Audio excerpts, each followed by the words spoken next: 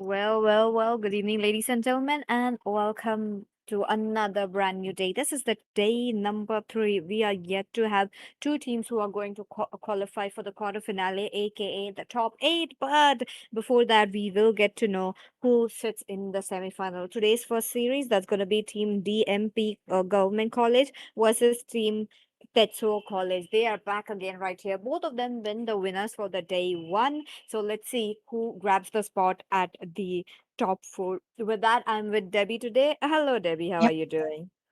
I'm excited, man, because this time around we are gonna be getting so much better matches here too, and I think we are gonna be familiar with these two names already because they have made it so proud.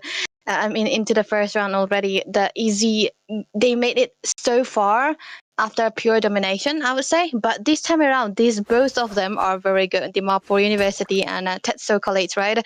And now we have seen similar names as well. So let's see the Dimapur. I think they might wanna. Oh, okay, they ban away the Kadita. This is a. I think Kadita has been one of the most popular hero picks so far, right? Even in the bans. Definitely, we have seen time by time the hero been getting picked off and actually dominating as well so far as to Mm-hmm. almost getting a maniac. So, yep, this certainly feels like a respect back coming in. And ladies and gentlemen, to remind you guys once again, these both teams took away their opponents in a clean sweep. So they are right here to dominate. Again, this is going to be a best of 3 series. So let's move forward. Okay, got out of the way. The glue has the same scenario. Understandable. You don't want the glue. Even I would not see. I don't want to see that hero in my ranks as well. So just put it onto the bands. But the Zushin, I was expecting something like a Fredrin to be there. Now that the Fredrin is open, what is the choice? Fredrin, okay, with the Akai band. First pick, Fredrin is not really a bad option, but then again, Baksha is much more of a first pick hero. Oh, wait, there we go. It's gonna be the Atlas that they wanted to go for first of all. And I think Atlas is a very good hero this time around into the first pick as well because you don't usually have any kind of hero that can eventually negate him down. It always comes down to how you are able to play into the early phases of the game to get your tankiness here. And I think Sopranos wanted to go for it very early on, so I don't really mind. But yeah, even the Valentina can come to here for the side of Tetsuo. Definitely. Such a good hero that could be coming in. But there you go. It's going to be an Atlas. And I have a feeling we may be able to get, Atlas versus a Belleric situation. So let's see if that comes in handy or not. Other than that, the teams are moving forward to pick up a Claude as the first pick, which is a bit surprising given the fact that there are still the marksmen open, such as the carry. So maybe try to get the carry secured and then try to go for it. And Mm. that's not the game plan that is coming in here. Lust goes in for an Eve. He plays it very well on such crowd AoE heroes, especially those mages who has that big area. So kind of curious to see how the game's gonna go. And there you go, carry. That is so obvious. It's gonna be a carry versus Yeah, Cloud. it's always been these two for a long while now, unless your marksman plays another hero. But yeah, Valentina is a choice of option here for the side of the MP. But I think it could have been so much better if Lust got this, but then again, they really wanted to go for the combination with the Claude and then the Eve, so I don't really mind it either. But against an Eve, it's gonna be tough a bit for the carry to play around, so they have to be very mindful of that situation there. So now for the side of Tetsu Sass, I think he can actually play the Guinevere as well. But in this kind of combination, I don't know. Do they want to go for the Guinevere? Because when you see a carry, it's so much better to play the assassins there.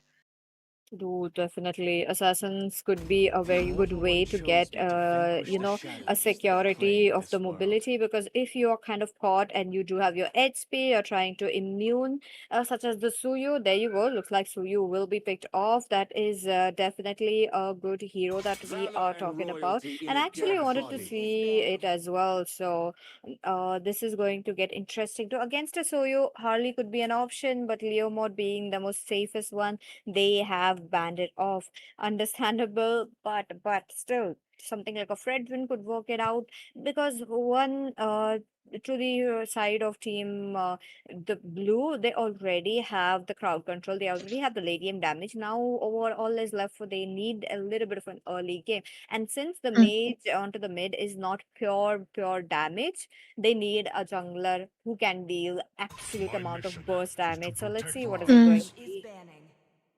Like yeah, Tetso might eventually ban out those kind of heroes because yeah, like you said, the bursty junglers can come through here. Oh, they ban away the Guinevere as well. So this is very beautifully well done by Tetso there. But I think again, Suyo is the kind of hero that does well against the Guinevere, even though it comes down to the skill matchup. But yeah, he does have the skill to actually be able to lane against, to fare against the Guinevere. So I think they're just trying to narrow down the options of the combination with the LS and the Guinevere. That's the only thing that I can think of. But yeah, now that I think about it, the Hylas ban is very beautiful here from the side of the MP. I think they just want to remove out the heroes that can actually give out visions and be tanky on top of that. And it can actually follow up to the sets that have been made that can be possibly done by the Atlas. And I think that's what they are moving around with onto the Belleric ban as well. We could see that they are trying to remove out the choice of rumors here from Tetso there. So MGO, he's got to have something different up his sleeve because there are a lot of rumors that is banned away and it's gonna be stopping him just a little bit. Definitely. Let's look forward to what is it going to be now that you know it is a Lapu Lapu coming in. A Lapu Lapu, understandable EXP liners, they need a bit of a crowd control. And pairing up it with the Suyu, I feel like that's going to be a Belleric. Oh, Belleric banned off, understandable. Theo, is it going to be a usual? But as you were mentioning, Devi, there you Mm, go. Assassin does mm, get logged on. For Kyra, plays it out very well. I do remember onto the day number one, but at the same time, the teams though, now that you know what is it going to be, I'm kind of curious to see how they will be, executing it. Oh, yeah. very well, sir. Yeah, this was the possible and only option there because this Gato will not be for the sets, it will be for the re-engagement potentials. He should be the one to try to go for the follow-up onto what Sopranos might eventually go for onto the Atlas. So that's what I'm hoping them to do. So now that I think about it, most of the sets will be coming through from the Lapu Lapu here. They have to have a good start on that department. And yeah, I think there's always a combination that can come through with the Gato because most first of all, he's not an initiator kind of hero. He's gonna be picked away as a disengaged tool. But then again, for Kyra, I thought he was a goal laner by the way, but he's onto the jungle here. I think he's gonna be a bit active onto the map because he's an assassin that also fares well with the Suyo. But when you talk about Hayabusa, it is really dependent on what kind of damage he can output into the later part of the game. Even though it is an assassin, early game isn't that much of a good time for heroes like this. Definitely. Kind of curious to see how, I mean, with jungler will be getting the first blood right here. But with that, we are ready, ladies and gentlemen, into the light of dawn. Here we go. This is the quarter finale. And yes, this is going to be a best of three matches. So the teams have at least one chance onto their hand. But before that, they need to make sure to get and do this very properly. Into the pit lane, it's going to be a little bit of Eve having the dominance, and I do believe they will be trying to go for the rotation quickly. But as of now, it is a little bit slow since the junglers are in a different route. So they are kind of dependent on to the junglers for the gank, but onto the side lanes, that is too much damage. And the lanes, though, carry is facing a bit of trouble with that. Yeah, that's what I'm trying to see here. But Kyra, though, that was a good re-engagement going through for his side. Saz has to back away, but a very good decision for him to not go for the engages when they know that they will not be able to win it out. Very good chances there as well. It is a Warcry Hayabusa, so you gotta expect him to be into the team fight as much as possible because that's what they want to do with this kind of combination.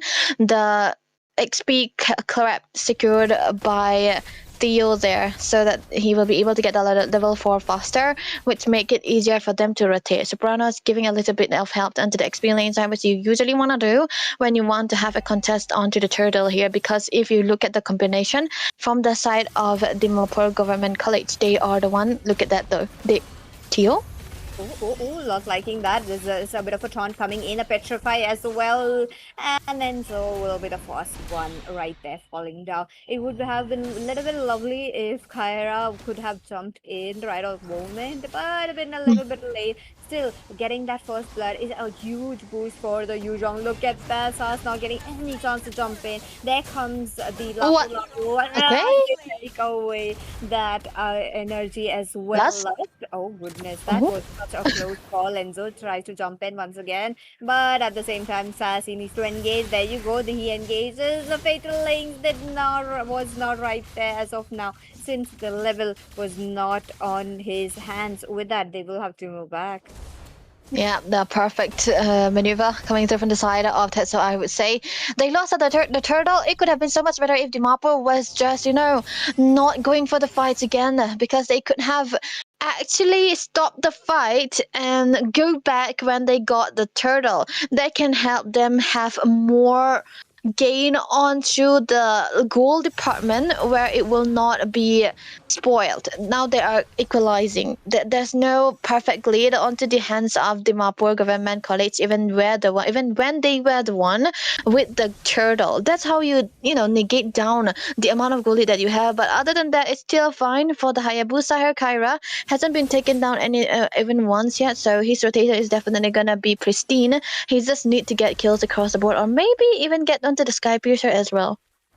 Definitely crazy enough. 1 for 1. The teams are looking forward to a bit more as well. Look at them. They are not stopping. They're trying to find that opening even as quickly as possible. If they are able to do that onto the top, that's going to be really, really good. But as of now, that is going to be a little bit of a pause, as in they are not going in for the fights because they do realize that it is the turtle coming in. Now with the turtle, it's maybe the Hayabusa, maybe the Suyu as well. So let's wait and watch, because set from Sopranos will be really, really important. Yep, it's gonna be crucial there, and I think he's doing so much of a good job trying to zone them away. AOG though? Oh, look at them. AOG lands right in. The stance is looking quite good. Para with the retribution takes away the turtle. Theo, on to the other hand, targets the only Suyu, and they will be falling down. 2 members taken down for just one. This is Team DMP Government College winning the trade. Yep, that was a very beautiful trade. And again, the Mahapur, they are just, having a lot of good lead. And now they're getting the second turtle as well. And with the engage coming through from the side of Tetso, you would have expected they would be the one actually having the good time onto the sets. But Soprano's doing a really good job in trying to zone Sass away all the time from the turtle pit. That's what the Atlas is all about, right? You don't have to give out your vision. You just have to be a one who's going to zone them away. And he's been doing his job for the neutral objective fights. And that is going to be very, very good here, because NZO and Joe is, it's tough for him to rotate and reach out the capabilities of an Atlas, and that did not work really well too, because when he goes for the first engages, he hasn't been able to find anything out there. Oh, definitely. We love to see what the teams are trying to plot as of now. Mid lane really in danger. Look at them. Sopranos just jumps in at the right moment, but the teams will have to start thinking about what they want to do, because it's the mid game right now, and with the mid game, the turrets will get opened up. With the turrets opened up, the teams will target the marksmen, because marksmen so far they only have 1 or 2 items too if they are winning on their own lane, but so far marksman lane there was not much, so it's going to be a little slow. A bit of a slowdown coming through from both of the sides. Flicker! Oh, not liking that. Look at that. The taunt would be there, and that's going to be the last falling down. With that, Flicker? the team are trying to get members. They get Kyra right there, but That is a little bit, how do I put that in words? Look at that once again. They are trying to go in for the turtle. Theo this time around is trying to find the Suyu or AOG in a defensive mode because he's looking quite low. And there you go. Spotted Sass out. Oh, the BMI onto the back lane says they're trying to get the members low. Yatogami kind of low, flickers out of the way. And that's Oh, going okay. to be taken down. No mercy shown right there. Well, DMP College are really going in dominance while Tetso is really struggling right there. Oh, Sopranos, that CG Oh. was just his savior. This guy have a bit of a plot armor there, but it's that a red stolen by Sainte onto the Lapu that was nah man. I think he's going crazy. That it's just unfortunate that his team hasn't been in a perfect position where they can actually give him aid, or else it would have been so much better when they follow up to the plays that he's been making. It could have been so much of a trade out for them. They could have gotten the kill on Sopranos as well. Now that they got the turtle, they could back away, but then they lose out some bodies out there, so it's not, it's gonna be neutralized again. But other than that, it's perfectly fine still because for Dimapur, they got a kill onto Phaeton again. That was very, very good here. But Sopranos, though, I think he really want to go for the engages. No fatal links committed just yet because it's a tank after all, and he's always going to be able to walk away without getting injured or getting killed out. And that's why they don't want to go engage upon him. But bot lane, a bit of a focus onto the turret as well. This might eventually be the first turret take onto the side of Tetso there.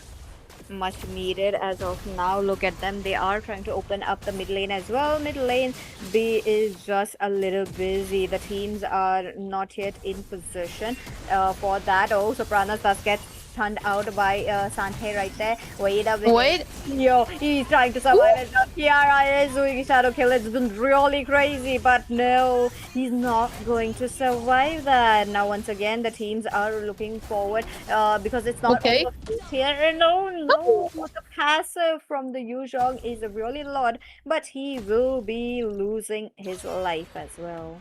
Yep, that was amazingly well done. The Fatal Links was much more of a setup coming through from Sopranos rather than for the side of Tetsu, and they are the one using it to their advantage instead because Phaeton was available into that fight, and when he was going in with the blazing duet, it was actually perfect timing for them because he was getting untouched, and then they got a lot of kills out there, 3 kills across the board, and then they walk away without getting taken down instead. Not much of a choice that they had actually, but onto the mid side, a bit of a tone coming through, and Joe has to be careful because there's no follow-up if you want to go for the set because it's a Gatot after all with the lore coming through. Sopranos trying to join the people from Tetso away. Oh, he's doing his best right there. He's trying to make sure the fatal links out to 3. What a AOG drops in as well. Munesi thus gets 1, but no. 2 members of the side of Team Tetsuo will be falling down for the tank, which is a trade not looking good. Fatian, he's playing it very safe, even though he's, Mm. not able Mm. to get some kills. He just realizes that playing it safe might be just it for now. So let's wait and watch what will happen because it's the mid game trying to go towards the late game, and late game is what it matters. We have seen, right from day number 1 during the late game, the whole tables get turned off. So Yeah. that is the kind of a gameplay we are expecting right now from Tetsuo as well. But at the same time, they are able to get their kills equalized. They're able to get their, gold so near as well. Look at them constantly trying to fish out for any gold that could be in the jungle area. Yeah, that's what they are doing here, trying to get away all the resources available and be rich onto that as well. But I was still thinking that maybe Sass. Oh wait, top lane, Phaeton. Okay, never mind. That's 2 kills across the board. A little bit of a trade out coming there, but assigned date. Oh wait, look at that flicker. Oh my goodness, what a fatal link that is. But at the same time, the team really needs to come in for a bit of a re-engage. Kiara taken down. There's going to be Sass for you. Sass will be taken down as well. That's like retaliation. There is a bit of, revenge play that is just coming in from both the sides. Mid lane once again in danger. That's going to be Theo who's trying to look out for more. But you know what's crazy? Saint being on 6-1-2.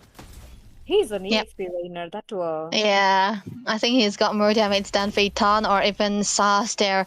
But yeah, one thing about Sas is that I think he's got to stop being in a position where he gets caught all the time. Because, if you look at the way that he's been positioning, it's not into the pristine scenario where he's like, he's basically standing into the lion mine, and it don't really work well because he's always been vulnerable right like that. Even though you are so mobile, you have to be careful. There's no way you'll always be getting caught like that. And I think because of that reason, they have been losing a lot of fights, and they have been losing a lot of turtle advantage as well. And now with the Lord coming through, I'm hoping that he does not stay in a position where he can get caught easily. Because when you think about it, Lust is not the main target there. He's like, because they know that he can purify it out, but never mind. That must be Angel trying to do something out there. I mean, his AOG are dropping right on point, but at the same time, this is a very crucial moment for the teams to make a play. Look at that! My goodness, the Eve really right on time will be popping her ultimate, and with that, we're looking Whoa. at Sami as well as Theo as well as Kiara and Sopranos as usual will be taken down. Tetsuo needed that kind of a setup, and the Gatot and the Eve delivered right on point. That was a perfect re-engage potential coming through from the side of Tetso there. Now they are, even though the early game was so much better for the side of Dimapur, they are the one looking good now because of one good set made by the side of Enzo or even Sante. I think he's been the prime carry of this game because he hasn't been like easily taken down, and he's the one with the damage as well. They just need to have some follow-up damage that can actually help him out, because he can tank every kind of damage that can come to into the side of Dimapur here. And look at the build so far. He's onto the War Axe, and then Brute Force followed up by Chastise that is already a ready Lapu Lapu who wants to go in into the backlines and dive, even when there are times where Sopranos might be wanting to set onto him, but he already have a CC control, CC immune skills there onto the ultimate, and he's been using that to his advantage. And now with the lore into the mid side, what can they do with this? They actually managed to get the inhibitors, which is kind of crazy, even without a lot. But Theo, this time around, is trying to find something. He's trying to buy out time, which is really important for the team. And this being, a lot. Oh, AOG drops in. Eh? They are trying to evade. They used up a bit of a Last. skill, and Yatogami will be taken. The perfect bait being the Katuk counter. Woo! Unstoppable for last. He is not stopping in the base. Is wide open. Monesi. He cannot do anything. Look at Uh, it. And he wants that kill so badly that he's literally attacking Valentina in the base. But other than that, Tetsuo mhm. for the victory. A good comeback, in my opinion. Yeah, that's what you say, right, PT? Because when the late game goes in, we'll never know who's gonna win out. Because into the early game, it was all into the hands of the Dimapur College, and then when there's like Sante was like, yeah, you just don't have to die, just don't die, just negate the skills that's coming through from Sopranos. Just let him out too, but try to survive that, and I'll do everything. And they did.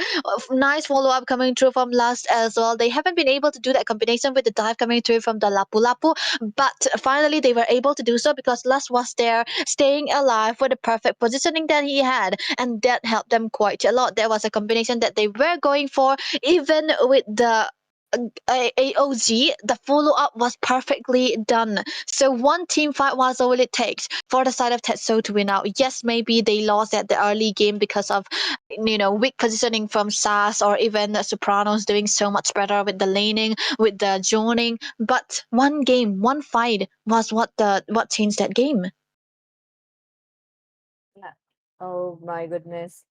That was actually a little bit quick, given the fact that the teams really made sure to end it off all off with just one Lord. So this was really interesting. But at the same time, what's kind of crazy for me, when the team Tetsuo, I mean college Tetsuo really got that opening, they took everything out. They did not leave anything open, and that just says that they are here to win as well. So let's see what is it going to be, because the second match will start as soon as possible. And with the second match, this is a match point, and being a match point, Mm, they can get a chance to sit in the semi finale. But even the previous day, we have seen enough reverse comebacks, a reverse match point as well. So I'm kind of curious, what is it going to be today?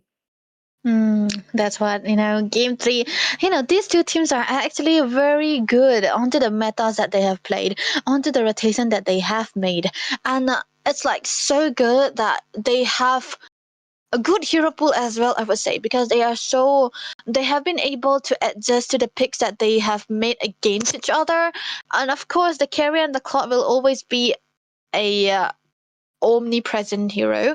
But other than that, the other adjustments onto the other side lanes or to the mid lane as well was perfectly amazing. So now I'm gonna hope to see something that is quite good with the combination, good into the meta, good into the way that they have their lineup made for. Like, you got to know that what is this lineup capable of, what is their lineup capable of, if they are much more comfortable onto the pick off, or if they are much more comfortable onto the team fights. That's what they have been adjusting on. And I think Dimapur should be doing something of a team fight combination.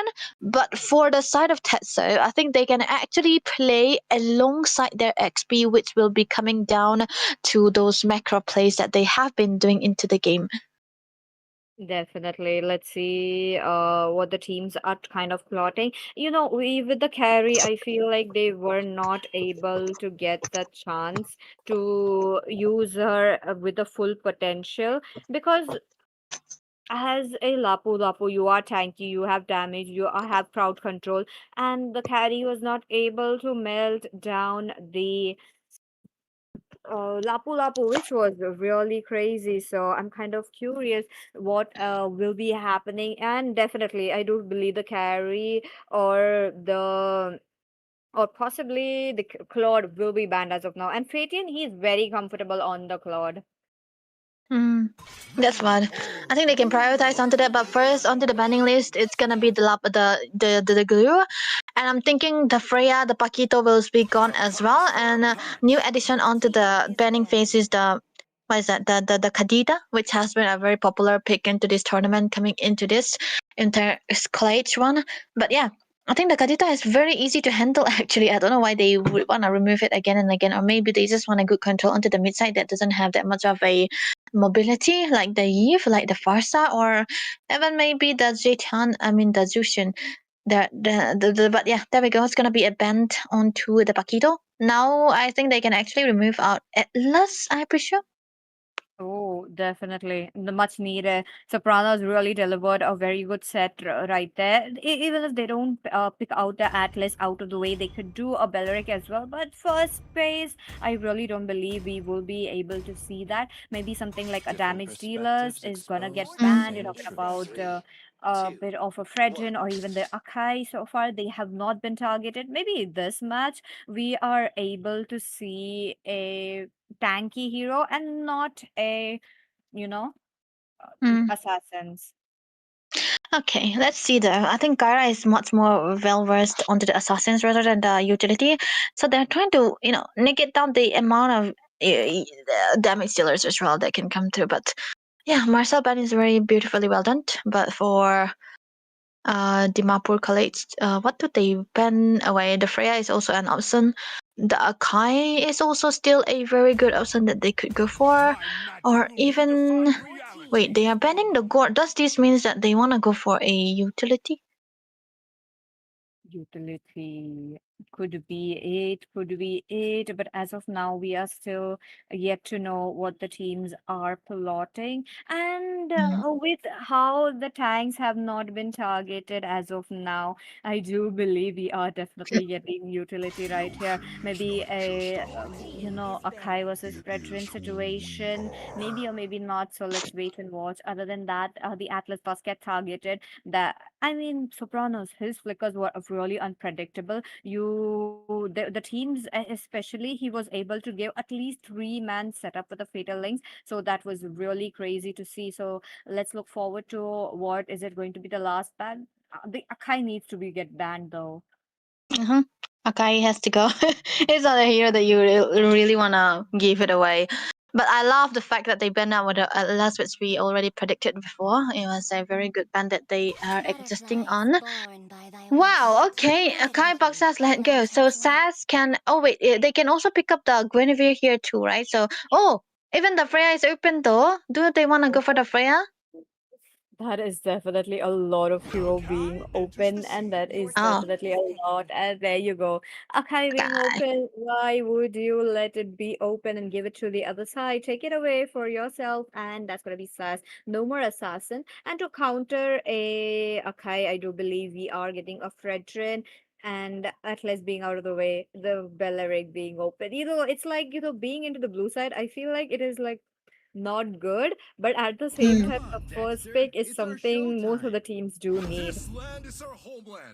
You know, there's something of a hero that can actually play against a guy for some reason, and it's a Yi Shunshin. It's good, but for a Yi Shunshin, you need to play for the Yi Shunshin as a whole team. So yeah, they might want to go around that department, but then again, the end share might come back into the hands of the Tetso as well, because they can actually go for another damage kind of hero into the hands of Sante, and he might eventually doing wonders against the Yi Shunshin. So it's gonna be a bit risky. So I don't think it will be a very good idea to pick out the Yishun just yet. But other than that, Harris will be the choice of pick here, not the carry this time around, because they want the Harry for themselves instead.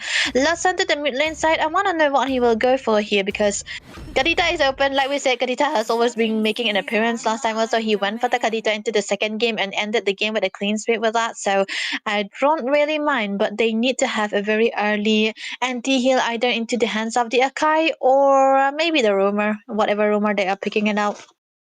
Oh, and definitely a roamer pick should be here as of now. So let's see if that comes in.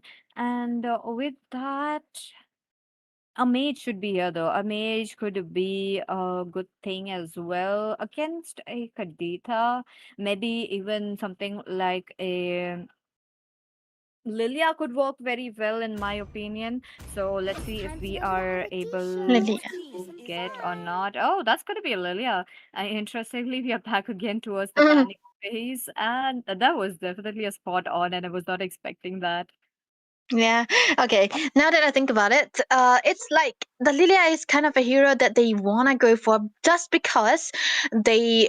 You can bring the purify, and it's also good against the Akai on other occasions. So it's really nice. But the follow up, it's not a bursty damage dealer, so they have to be very mindful of that too. Because in comparison to the Kadita, it's not really gonna work well into the burst department, but they have the Claude to do that. So other than that, they are going to be bending away the Suyo, a bit of a focus into the jungle here. Meanwhile, for the side of Dimapur, they are bending away the potential damage dealers onto the XP side, because I still think maybe an Arlot or a Bene can come through again if Santi plays the Benedetta, because it's really good if you combine it together with an Akai. Oh, definitely real good. So let's wait and watch. So far, we do need a bit of a jungler situation from the side of Team DMP, but for Tetsuo, they're all set with an Akai.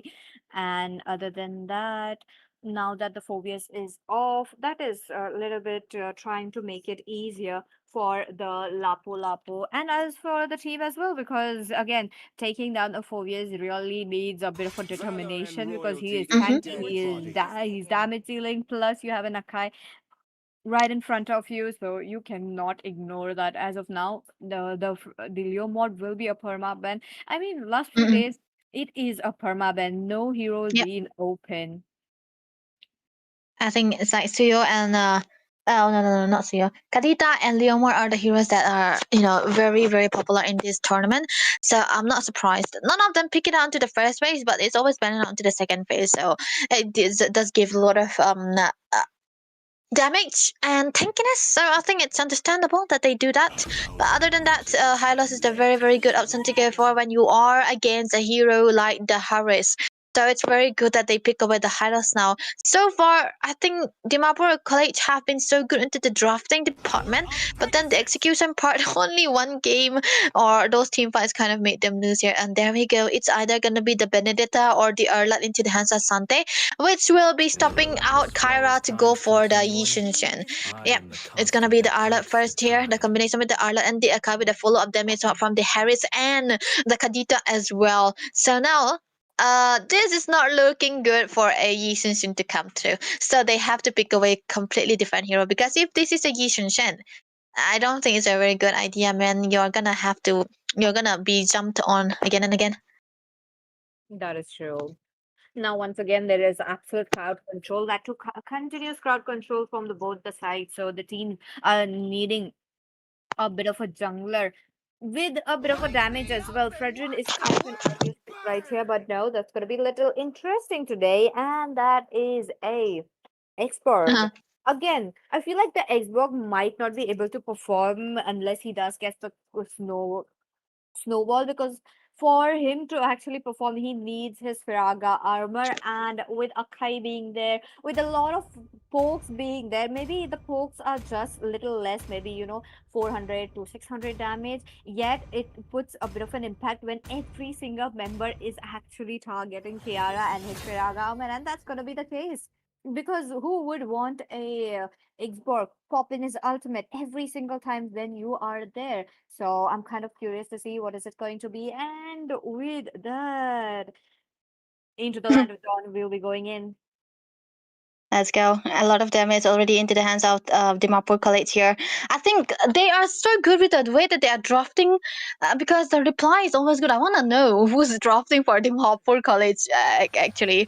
But yeah, the combination is still onto the hands of the side of Tetso there with the Akai and the Arlot. But the downside of this combination is that you need to have a good secure onto the turtle, first and second turtle on top of that. And moreover, if you talk about the XP matchup, Arlot plus the Lapu Lapu, the one with the prior setup is definitely gonna be winning it out. So we are gonna be hoping to see one of them. Wait, that's a good transition. One of them doing the faster setup, because you cannot go for the send onto a Lapu Lapu when he's already into his alt form.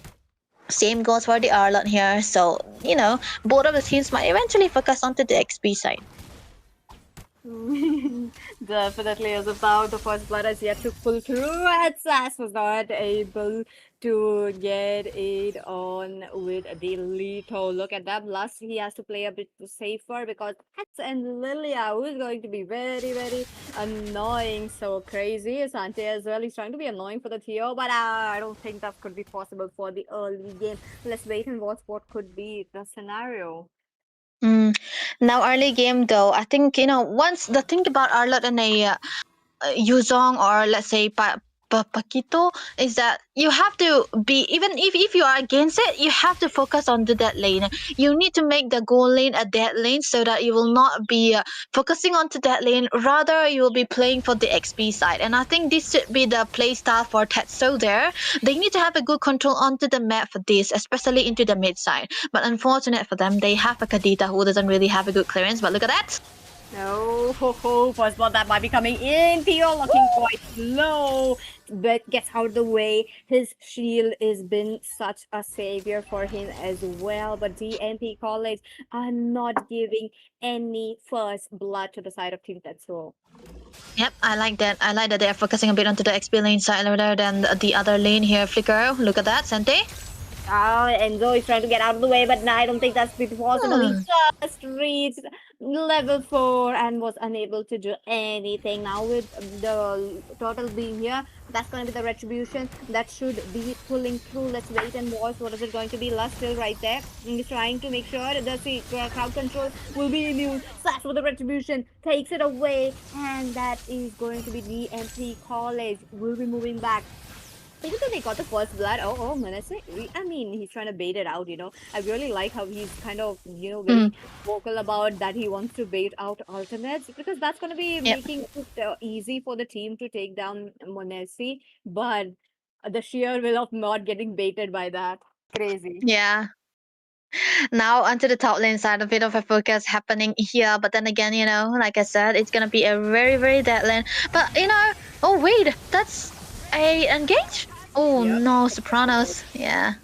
That is too much ultimates taken down, and this is what I was talking about. You need to poke the Firaga armor, and even there's no Oh, Firaga armor. no Glad way. comes in clutch with his knockups. That is truly devastating because this Mm. is where you get Oh, to know the Xbox is lacking, but Fatian, what a way to took down a kill. There you go, our cameraman set cam. yeah. Solo kill a bit there, but Sopranos. Look at the jump coming through Bird Spider.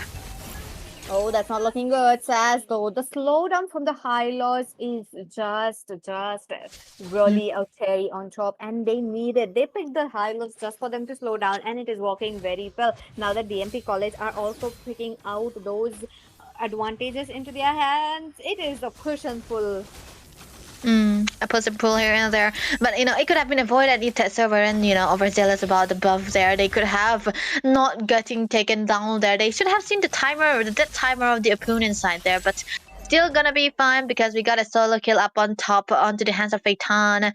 Yep, not really gonna be a deadline anymore because Dimapur might eventually be focusing a bit onto the top lane side because they already know that their goal laner is losing and they don't want to fit out onto the Harriet there because the Fat Harriet is a very dangerous Harriet in comparison to the Claude as well. So that's what they are not wanting to do here with the turtle coming up again and Joe and Lust rotating together, giving out evasion here and there. They might be able to start onto the turtle as well because they have an Akai after all and he have a heavy spin and that's a very good retribution partner. That's what they want to go for here. So let's see who will be setting it up. Now, first turtle, it was into the hands of Sass. Second, oh, look at them. They're trying to go for Sopranos so that the slows won't be annoying them. And with that revive, like popped up as well. Oh, Oh, my goodness, Enzo. What a setup along with this, the final flash as well. Kadita did manage to get one right there. Monesi taken down. Kiara with no Firaga armor. This is the problem when you don't have your Firaga armor. The team, Tetso, the college will be having an easier time right now. On to the yep. turtle. You know, the whole reason of picking out the Xbox is to be anti-burst. Is to not get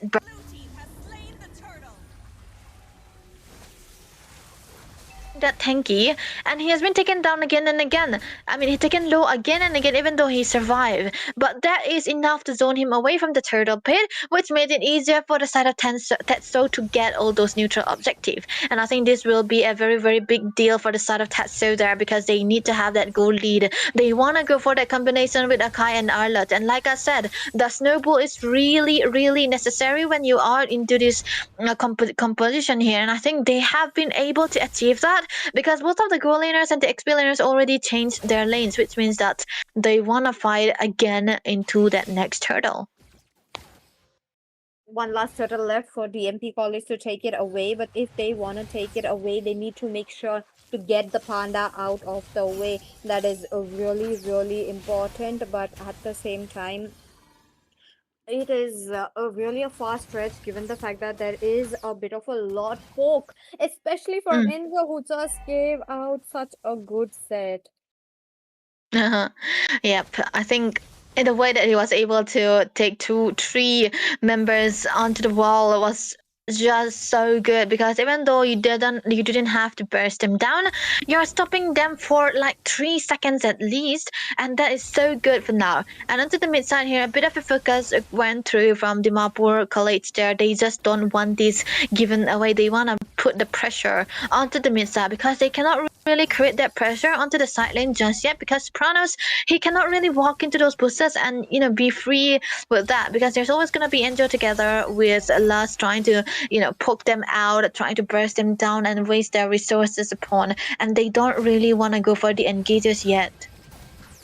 Definitely look at that into the mid lane. Enzo trying to set up for the team as well. They're trying to get the set on, but it is not happening. The last turtle is up. TMP College, and they need the turtle. They need the goals because Yato Company did lose out a bit not winning the 1v1, but now that he is trying to get the farm. Look at that. There is a bit of a lot dance. They're trying to spot out every single member. A bit of a knock up. The heavy spin is right there, and retribution into the ass of class. He takes it away. The Firaga armor lasting insanity will be bursted out. Enzo is the first one to fall down right there. Kiara tries to get out of the way. Nethergami is ready with his BMI. Last will be the one going down. The MP call, despite not taking the turtle, they are getting those kills, which is a good thing. 400 gold secure. That is a lot than this turtle as of now. They're trying to get the outlet as well, but overextending might just not be Okay. good. Onto the mid side, there's a bit of an engage coming through with the blazing duet, but Flicker will be committed by Phaeton as well. But then again, Sante is trying to give out aid into the mid side. Look at that! Oh, Oh, overextension. This is what I was talking about. That is was really gonna cost you. But though he was able to get the defense onto the top lane despite being solo, despite being targeted by two members as well. And Monesi busted down. That was too much. Even without the rough wave, the damage is working out so well. And Paytian will have to get his mana back. Sante onto the turret as well as last. They're trying to get the turret away. They were failed to do that. Sopranos into the air as of now. Let's see what is it going to be. Now that the team DMP College are also back. They need yep, to there. wait. Yeah, okay. A heavy spin committed here. That's going to be a combination with the Ventus coming through as well. Not much of a damage coming through onto the other side. Kyra, he's just bringing out everything, but Sante will be able to get a kill onto Sopranos as well. The burst is coming through onto the backlines, but Sante will be taking down Kyra, will be doing it as well, but the rough waves, not much of it, and Git is getting caught in the wall. Not a problem, because Lust will be falling down again. 2 members down, and it's gonna be 1 again, but Azaman first just committed into the mid lane. This is gonna be a bit of a take onto the turret here right now, but Blazing Duet, look at that. Oh, once again, they're trying to get as much as kills on the possible. Tetso really trying to not use every single thing right there. But at the same time, the Lord is up. They need the Lord. Has been real good with the Akai, with the retribution as well. So I'm kind of curious to see. Get slowed down with Oh. it. Trying to go towards the Lord, but this is early. He's trying to get not get posted down by the Lily as of now. Retribution goes into the Kiara. They get the Lord. And there you go. A bit of a kill into the hands of DMP College as well. Kiara playing it so well. Gets a triple. He's trying to go in for more. That's going to be Peyton with the killing spree. They're trying to stop him, but no, flickering out of the way. He is in a safe manner. A maniac could be possible. Oh, yeah, that's going to be an unofficial maniac because the kindness just passed away. That was a Sky Piercer built upon by Kyra there, and a perfect amount of retribution that he dropped onto the Lord, even with a Nakai. It's rare to see an Xbox being the one with the better retribution, but yeah, it's also fair because he's very untargetable when he's onto the last insanity, and that's what they are doing here. I think he's gonna stack onto the Sky Piercer as well, but look at that! Oh, what I say, taken down. Or extension for the Cyrus in GMP college, that is the only thing that is just working out. But now that Tetsuo is also pushing back, it's the same scenario we have seen around the last game. Mm-hmm. I think it's gonna be into the hands of Dimapur to not throw again. But in fact, it wasn't a throw actually. It was more of them not respecting the amount of damage that Tetso would do. If the same scenario happens here, I don't think it's gonna be a good idea. They might be losing it again because it's already a match point for Tetso, and it was a comeback into the game number 1 as well. So it can possibly be a comeback again for this time around. But yeah, Skybreaker is already a good stack onto the hands of Kyra. So whenever he tried to go for those last insanity, I think he will already be getting enough damage and getting enough utility so that he will be able to survive. I think he just need to build onto the immortality that will help him have the second life with the armor as well. So that can actually help them out. But other than that, Tetsu here, they need to find some pick off, and I think it has to be onto Yatogami or Monesi because other than these two, there's no way that they'll be able to burst the other 3. Definitely true, and with that, the turrets are being opened up. Team DMP College have really done it very well, but the only unfortunate thing was they were not able to take the inhibitor. At least one could have been such a good pressure, maybe onto the top, maybe onto the board. That could have been it. But as of now, they will have to wait it out. They will have to freeze the lane so that the team Tetsuo will come out. But will that be possible? Because the team members or DMP college are literally sitting everywhere and then being a little self-sufficient, especially Monesi. He could just, work on his ultimate, trying to get out. Talking about Kiara, if it's lasting insanity goes out, he does get the mobility. So, the team members don't need the help from Sopranos much, but there you go, a bit of a help coming in because they want to slow down Enzo as much as possible. Look at that flow. That is too much. And it's kind of funny to see that the top lane that Tio had defended is still standing. It's just one HP, man. You just breathe on it, and it's always, it's gonna be falling down. But yeah, they haven't been able to go near that. That says a lot about the position coming to from the side of Dimapur there. But the Lord already up, and it's a Kai still already level 15 for Kyra. He will be eventually having the good retribution part here when he cannot get counted. I mean, when he cannot get CC'd upon by the heavy spin, and that's what they were trying to do here. A bit of a pick off might come through here onto the other lanes. They might not be trying to go burst onto the Lord just yet, but then they have a Claude. They can burst it down if the will is right. But onto the other side, the long lanes is in favor for the side of Tetso there. So if they want to fight here, they could. No, they could, but the Lord is gonna be really risky because Kiara taken up so retribution with the MP college. Despite the last lot was there into their hands. Look at that Patian, they're trying to go in for more because Team GMP college are not trying to back off as well. They jump in, they want to make sure they have the chance, even though they don't have Kiara onto their hands. Sante, he jumps in knowing he's so low. He doesn't have his final slash, but still Theo is getting targeted. The main members who are going to deal that damage, Tetsuo really gonna burst down that lot as quickly as possible. They should just focus onto the Lord and not try to chase upon because they already got a kill. Oh wait, blazing to it. Oh, not liking that. And Sopranos will be falling down along with Sante. There is going to be the BMI coming in from the cloud, really working out very well. He does takes manage to get a kill, but no, the MP College really went in at the very right time, and so no, he does gets interrupted. Just 1 second left for his retribution. I mean, his recall, but with the heavy spin, he was forced to do that. Lord is still on the table. Yeah, the thing about the playstyle that Dimapur already built up is that they're not letting Tetsu chase or go into the Lord here. They're just chasing them away from the Lord pit so that they'll be able to buy a bit more time for Kyra to come up alive.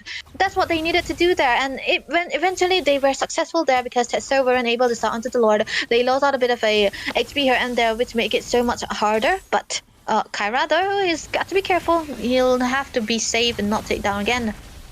Definitely look at them. They're trying to deal a bit of a damage to his Firaga armor, but with that, Sante will be taken down. The Lord is looking at a 9k HP double kill for Kiara. With the Lord, Okay. he has the slash and Tetso with the Lord. They will be having to open up the tier 2s as well, but before that, they have to back off the defense. They need to come in because the MP Government College are trying to push it as quickly as possible before they could do anything. Monesi with the ultimate. Oh, last will be taken down. The members are falling down. Patian is the last member still surviving. Oh! And won't be surviving that. The base is wide open. TND MP College wants to make the score 1-1, but they will be met by the Lord, and that means the minions are missing. There is still 8 seconds left, of 4 seconds left for the members to jump in. Sante, he could actually final slash the minions and try to get it on to the other side. He is hoping to do the same. There you go. They're trying to stun it up. Kiara with the immense amount of plastic inside. He goes in for Enzo,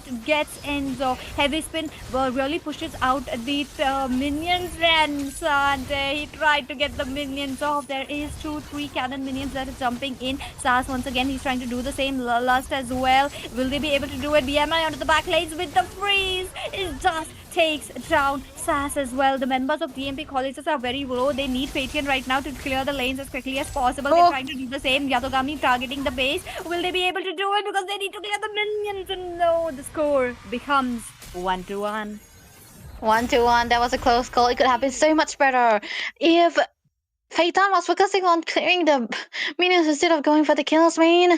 It could have been a very, very easy defense, but that was an equalizer that we are facing right now. Everything was into the favor for the side of Tetso College, but then one fight that turned the tide around for Kyra to be coming online for his Sky Piercer stacks to come back, and that was so beautifully well done. And now we could see that this has been amazing for them. And look at that, the mates that they were able to have has always helped them burst down Sante as well. Even says he wasn't given the time to even having spin away the minions. That says a lot about the damage already built up for Monesi as well as Yatogami there. And I think this is the part where they know that the better clearance into the mid side will come in handy into the late fights. Definitely.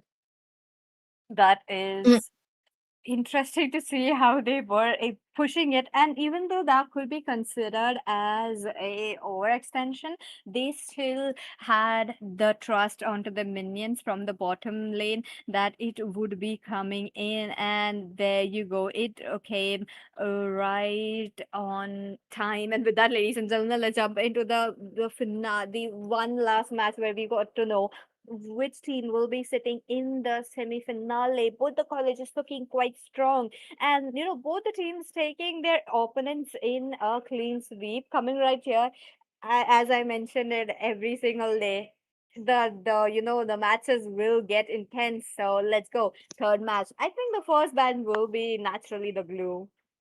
yeah, naturally, it's like a just bend the glue, just bend the Kadita or something like that, and maybe bend the Atlas as well. I think Tetso will be banning the Atlas again. But if they want to play the Atlas and Andrew can play the Atlas, that it will be fine. But I don't think it's a very good hero to let go. And the draft has been more better for the side of Dimapur rather than for Tatsu.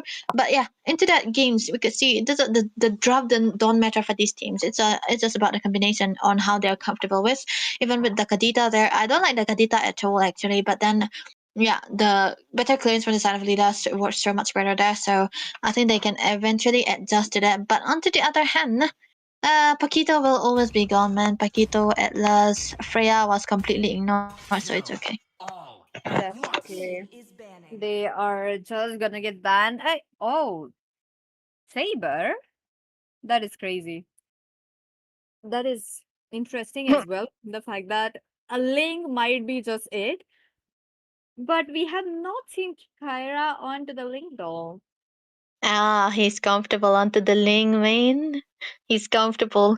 Let's Oh, see. Hayabusa, Ling, and then something like a Lancelot. That's what they can do, right? But I think it's a very messed up ban. Yeah, we have to restart onto this, I guess. But yeah. Uh,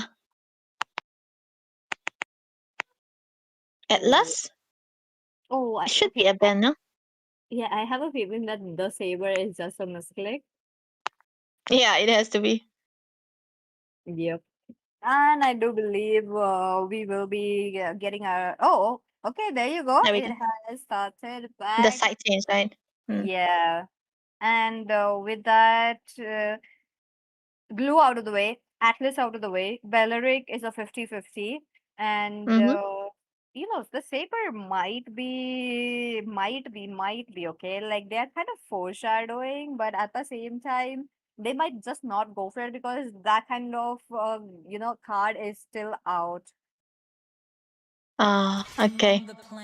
If they actually went for the saber, I wouldn't be surprised. but yeah, they they went away okay, it's not a saber, it's the Eve. It's so much better. I think they wanna narrow down the amount of damage that Lust can output onto the Eve, or maybe just maybe they are trying to set up for the carry again, because they know that Tetso will not be banning the carry into the first phase, so they can pick up the carry into the red tree and it will be completely fine for them. So that's the only reason that I can see the Eve ban, or maybe they wanna go for a hero like the Basha or the Frederick. Ooh. Bakshia, I feel like we may be able to see that today once again.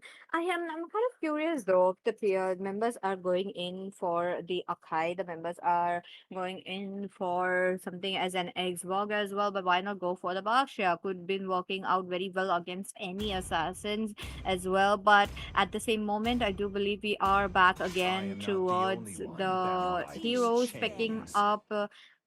The assassins in this match. So let's wait and watch. What is it going to be? 4 years out of the way.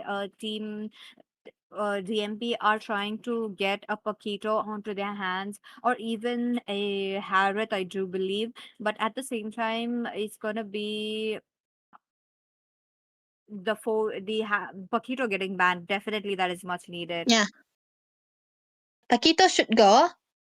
Because with the four-ways band coming through from Dimapur, they would want to play the Paquito here. And I think Tio is so good onto the Lapu Lapu too. Both of the XP laners are so well versed onto the Lapu game. So I think it might also be a hero that they want to focus a bit more on. But if the Paquito is gone, of course they're gonna, open, of course they're gonna go for the Paquito. That will be completely fine. But God ban again, that's so loud banning the God, it seems. So they might want to go for the Akai too. Hey, they ban onto the Paquito again. So what do they ban here? Freya? Ooh. Highly possible, but looks like the teams are much not interested on picking up of Freya, so I don't feel like it will be getting banned. The Atlas should be here. Not let's not give Sopranos the Atlas once again, but at the same time, being the first pick, I don't think they will be picking up an Atlas. Could be possible 50-50, but even if they pick up the Atlas, the Belleric is still available for the opponents Tetso to take as well. So it's just not a Butterflies pick, born by thy but wish, your team oh, guided it's gonna be a by lantern Zushin. flight. Oh, Jushin. Okay, this year I think maybe for Tetsuo they might wanna go for a utility again, because they've been out the heroes that are so good against the utility, right? With the Jushin, with the Gourd, even with the Glue, I would say. So let's say though, looking at the lineup so far, they haven't been playing the Freya, right? But the Atlas is open PG. This might be a pick for Sopranos again if they wanna go do that, because yeah, he was really annoying onto that hero, the Atlas. So the combination is also there. They might wanna go for a bit It's of time to a suit up the crew. damage Your that can team is follow up. open. But talking about damage, they are actually going for the Claude first. Not that bad. They, I guess. Definitely. So once again, I don't think we will be able to see a Claude versus Carrie. Carrie did not work out, and I don't think that's gonna work out once again. And especially for the side of Team Tetsuo, they are really Hmm. not in to pick up the carry as well. So they're trying to see if they want to go in for a Granger, but before that, a lot of heroes who are still open. That's going to be a Atlas. Enzo, It's his time sets for are your really dramatic good tea with the show. Barang, Your so why team not is good with ahead. the Atlas as well? So I do believe that is a very good pick. And to pair it all off, that is kind of interesting that it is not a crowd control user or even an Yeah. AoE. Okay, so with the cloth they can bring the purified. There is This a land is our they just and we wanted to can let go of see the Atlas beyond because the of that, and there we hourglass. go. Tio's so comfortable onto the Lapu Lapu, right? And it's also a very, like, how do I say, it's a deny pick for the side of Sante as well, so that he will not be getting the Lapu Lapu and they will be having the better Lapu Lapu again. So I think they are trying to have it into the Your first team phase. is But yeah, picking. that's gonna be the Akai coming through. I'm not sure if it's into the if it's gonna be into the jungle or the room, because I've never seen Kyra play the Akai. He's more of the assassin player here, so it can be into the hands of, I guess, the jungle, the roamer as well for Sopranos. And I don't mind. Akai is actually good against the Atlas. Ooh, okay. Back again onto a tank jungle. We may be able to see the same scenario. There you go. That's going to be a Xboard, but and the sides are being changing. Like Yato Gami has been stealing a bit of the heroes from Fatian. So what are they going to do? Okay. Says just be like, yeah, you wanna play the Akai? I'm gonna play the Akai. I'm gonna play the hero that you counter my Akai with, and that's the Xbox. And I love that. That's a final reply. And I don't understand why they ban away the Valentina, but the Valentina is actually good against the Atlas, so they have to remove it. Other than that, they kind of for the side of Dimapur, they actually need a bursty magic damage into the mid lane side, and I think the Kadita will not be working anymore, and they have been completely ignoring it this time around because Lust is already on to the Lilia, right? It's like they're changing the heroes. They are changing out the heroes that they have been suffering with. Agreed. They are trying to ban heroes that are going to be a little bit open, maybe like a trump card as well. So they are trying to close that up into the ban section, Zayton out of the way. Understandable. It would be Atlas who's going to suffer a lot when he pulls up with the fatal links, but at the same time, I mean, the SAS is also going to suffer because of the Zetian's passive, so that's not good. And as for Theo, who is not on the Yuzhong, so they naturally just ban it off. Mm-hmm. Uh, with the Atlas, right? Usually you wanna remove out the Zetian so that it will not cancel out all of those sets because it's so good. It's so good when you play the Zetian or even together with the Atlas. But against the Atlas, it does wonders. So I think I understand why they want to ban away the Zetian, even though it's not really much of a popular pick. It's more of them adjusting to the way that they wanted to play. Yuzong ban though, they know that the Yuzong can actually does well against the Lapu Lapu, and that's what they are doing. Very beautifully well done from the side of Tetso, I would say. But hey, there we go. It's gonna be the carry that was completely left open for them, and the combination is there, right? They also have a lot of damage already. But now into the magic side, into the mid lane side, I think they need something that can target onto the carry here. Maybe the first star even, you know. Oh my goodness. Farsa 100%. They need the range, and since the carry doesn't have the range, it could be real problem for the carry to play right there. We'll have to rely on the flicker a lot, but at the same time needs the purify because there is an Akai, there is a Lapu Lapu as well, so that is a lot of damage. But onto the mid lane, Monesi trying to go in for pure damage. I do remember they had a very good time with the Kimmy onto the day number one. So trying to continue that. So let's go. What is it going to be? One last pick. And all it could work out very well, but that is like, again, the same situation Mm. from the last game. And since the last game was not in the favor of that soul, and nope, they will not be taking it. There you go. We are getting a CC, a Ah, hero. They are focusing all on damage. yeah. Everyone is damaged except for the Atlas, I will say, but it's still completely fine because once the Xbox have the tankiness that they need, it will be very useful here. Because you could see into the previous game also, right? Kyra haven't been doing that good into the early phases, but then when he got the brute force already, he was so ready to go in because he was safe. There was nothing that can burst him down, and with the stack onto the sky piercer that he built up, I think it's completely fine. So let's see though. With the Kimi pick, that's a bit what I'm skeptical about, but the Kimi does have a very better range in comparison to the carry, so the carry might be a main target. But against the carry, you might want to go for the burst that can eventually kill him down instantly, even before they join onto the team fight. So that's what they wanna play around with. But let's see though. Who will be having the better rotation because it's an Atlas after all, right? A lot of Purifies will be what we are gonna see into the side of Dimapur College. Oh, it's the one last match where the team will get to know who will be sitting, and it kind of depends on how great they execute this match. It's been 1-for-1 so far. The teams are trying to make sure to get the victory onto their hands, and they are taking away each other's cards. So this is Mm-hmm. really a new kind of a gameplay that I'm definitely seeing. So kind of curious to see what we will be seeing. And with that, ladies and gentlemen, let's dive into the ladder draw. And here, the team members have actually exchanged up, and that's maybe we will be going to see a glimpse of the last match as well. Let's go.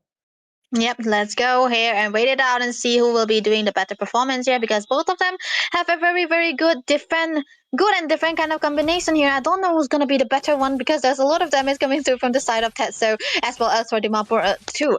And yeah, they're gonna have to wait down the late game just a little bit, but play for the carry on top of that because the carry comes online so much more earlier than the Claude. But when the Claude comes online, it comes down to a 50-50 situation, which you do not want. But Kyra, though, trying to get a steal onto the Fire Beetle there. He's gonna get it there freely, and I think they should know too. Yeah, it's gonna be a very good reason coming through from NGO as well because they already know now Kyra already took the Fire Beetle, so they have to take his as well. Mid lane though, perfect rotation coming through from both of the sides. It's an Akai jungle, right? So they can be completely fine. I mean, Akai roam.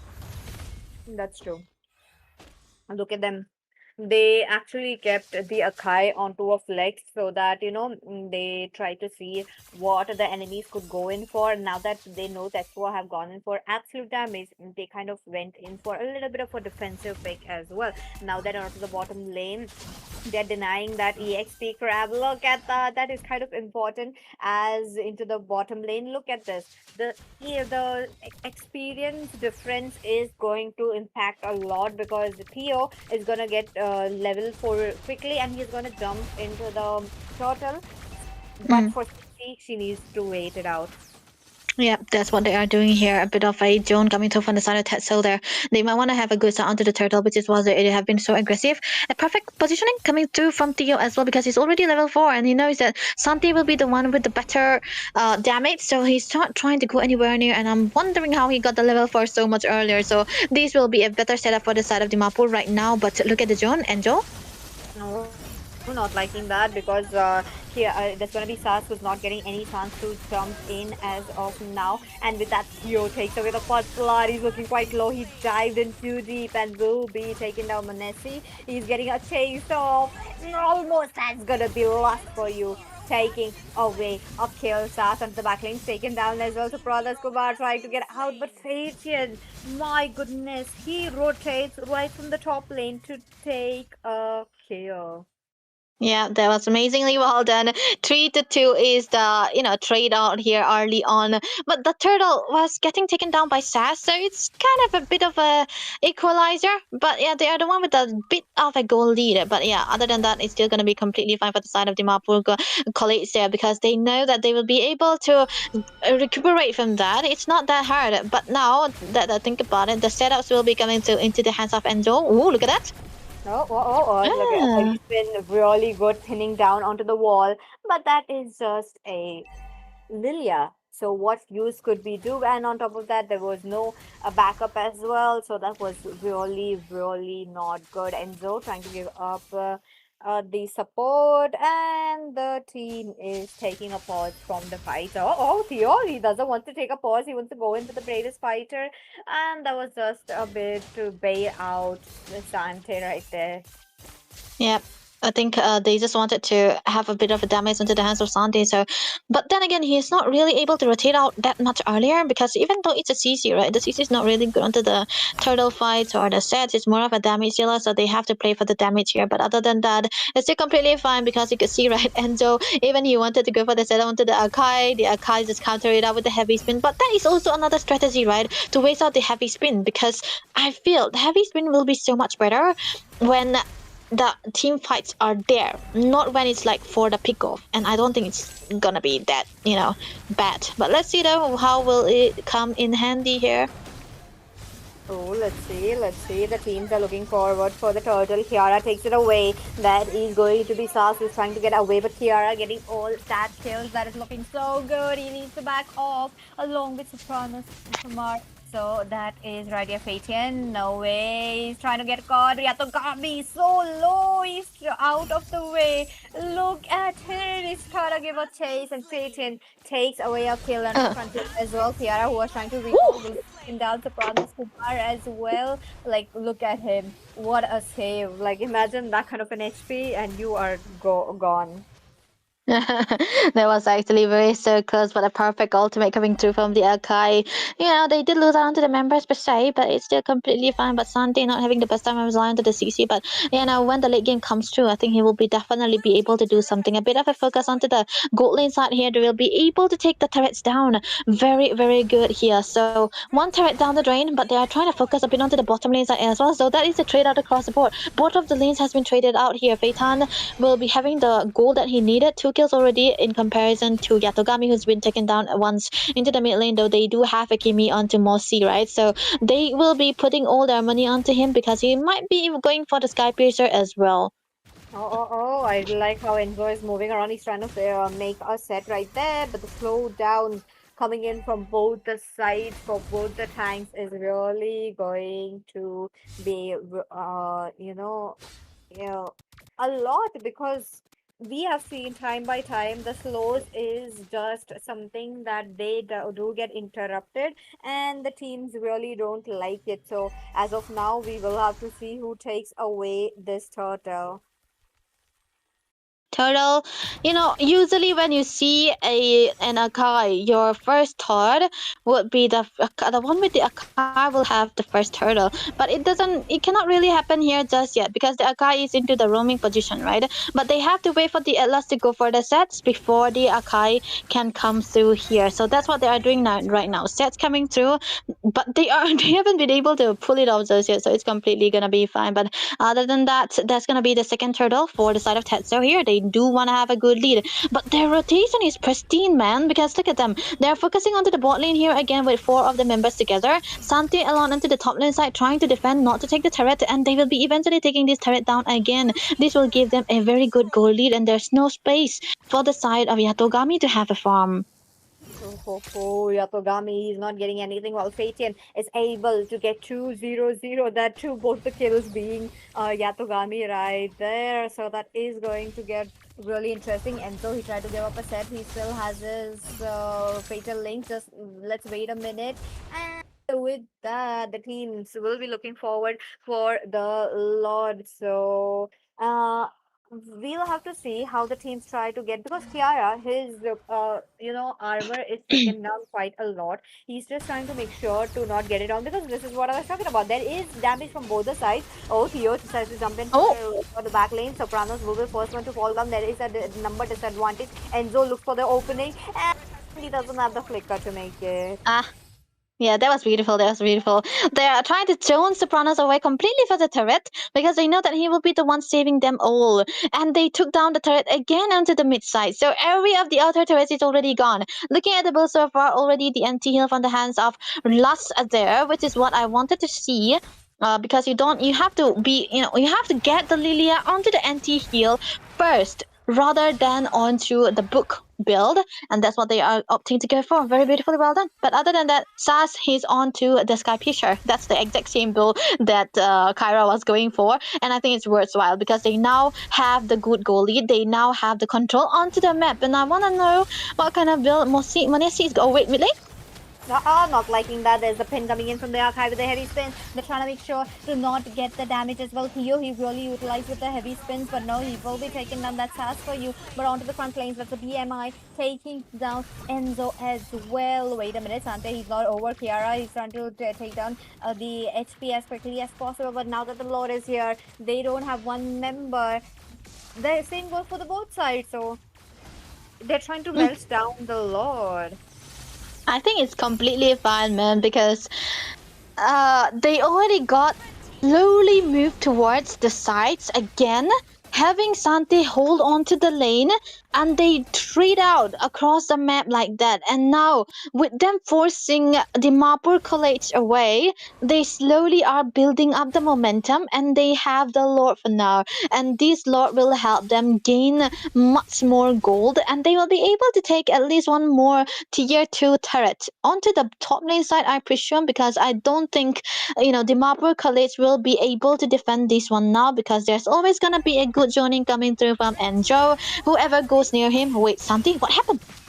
Oh, not liking that. Look at that, Theo. He is trying to deal a damage with the flicker. He was not able to do that because Trajan right now is all farmed up. Look at him dealing damage along with Sass. And Sass takes away a kill. The Lord is closing in while Queen members are down. And this is really crazy. Yep, really crazy, man. This might eventually help them take out two of the turrets first onto the mid lane side. This will be they took two the second tier turrets onto the bot, onto the top, onto the mid lane as well. So this is very beautifully well done again. If they are able to take the Lord and now, they might eventually crack out the inhibitors open. This is like, if for Tetso, they are becoming better when the game goes on. With the rotation that they made since the start of the game, these are already so clean and safe, and they haven't been trading anything out. Brute first already for Sass. He's gonna be so tanky now, and the damage output from Theo is gonna be there, but he doesn't have the tankiness that he had into the first 3 minutes of the game. Trinity already for the carry, as well as for the Claude here. So even though he's actually ready, no, he's not ready yet. He just need a bit of a 1k goal, and that's gonna be a bit too late for him because carry is already online, and it's going to be dependent on how Tetso play the game that will seal the fate of Dimapur here. Definitely. Let's see what is it going to be while team the DMP College are trying to get the victory as well. It is 1-for-1 as of now, and they are trying to get the goal. Look at the goal shift as well. This is the EXP that we are talking about, and it just Mm. really went downward. That's what, there's nothing that can be pulled up by the side of Dimapur here unless Tetso throw the game. That's what. And they shouldn't get cut because, their lineup is made in such a way that they have to respond to the set that Tetsu's making. And Tetsu's not making any set. And that's how it's important. Akai Rome hasn't been working out now. It was working into the early phases, but the rotation was so much faster from the side of Tetsu that they weren't able to catch up to that. And now, on the other hand, they haven't been able to dish out the damages so far because Yatogami is still behind onto the goal, and they don't really want to see that.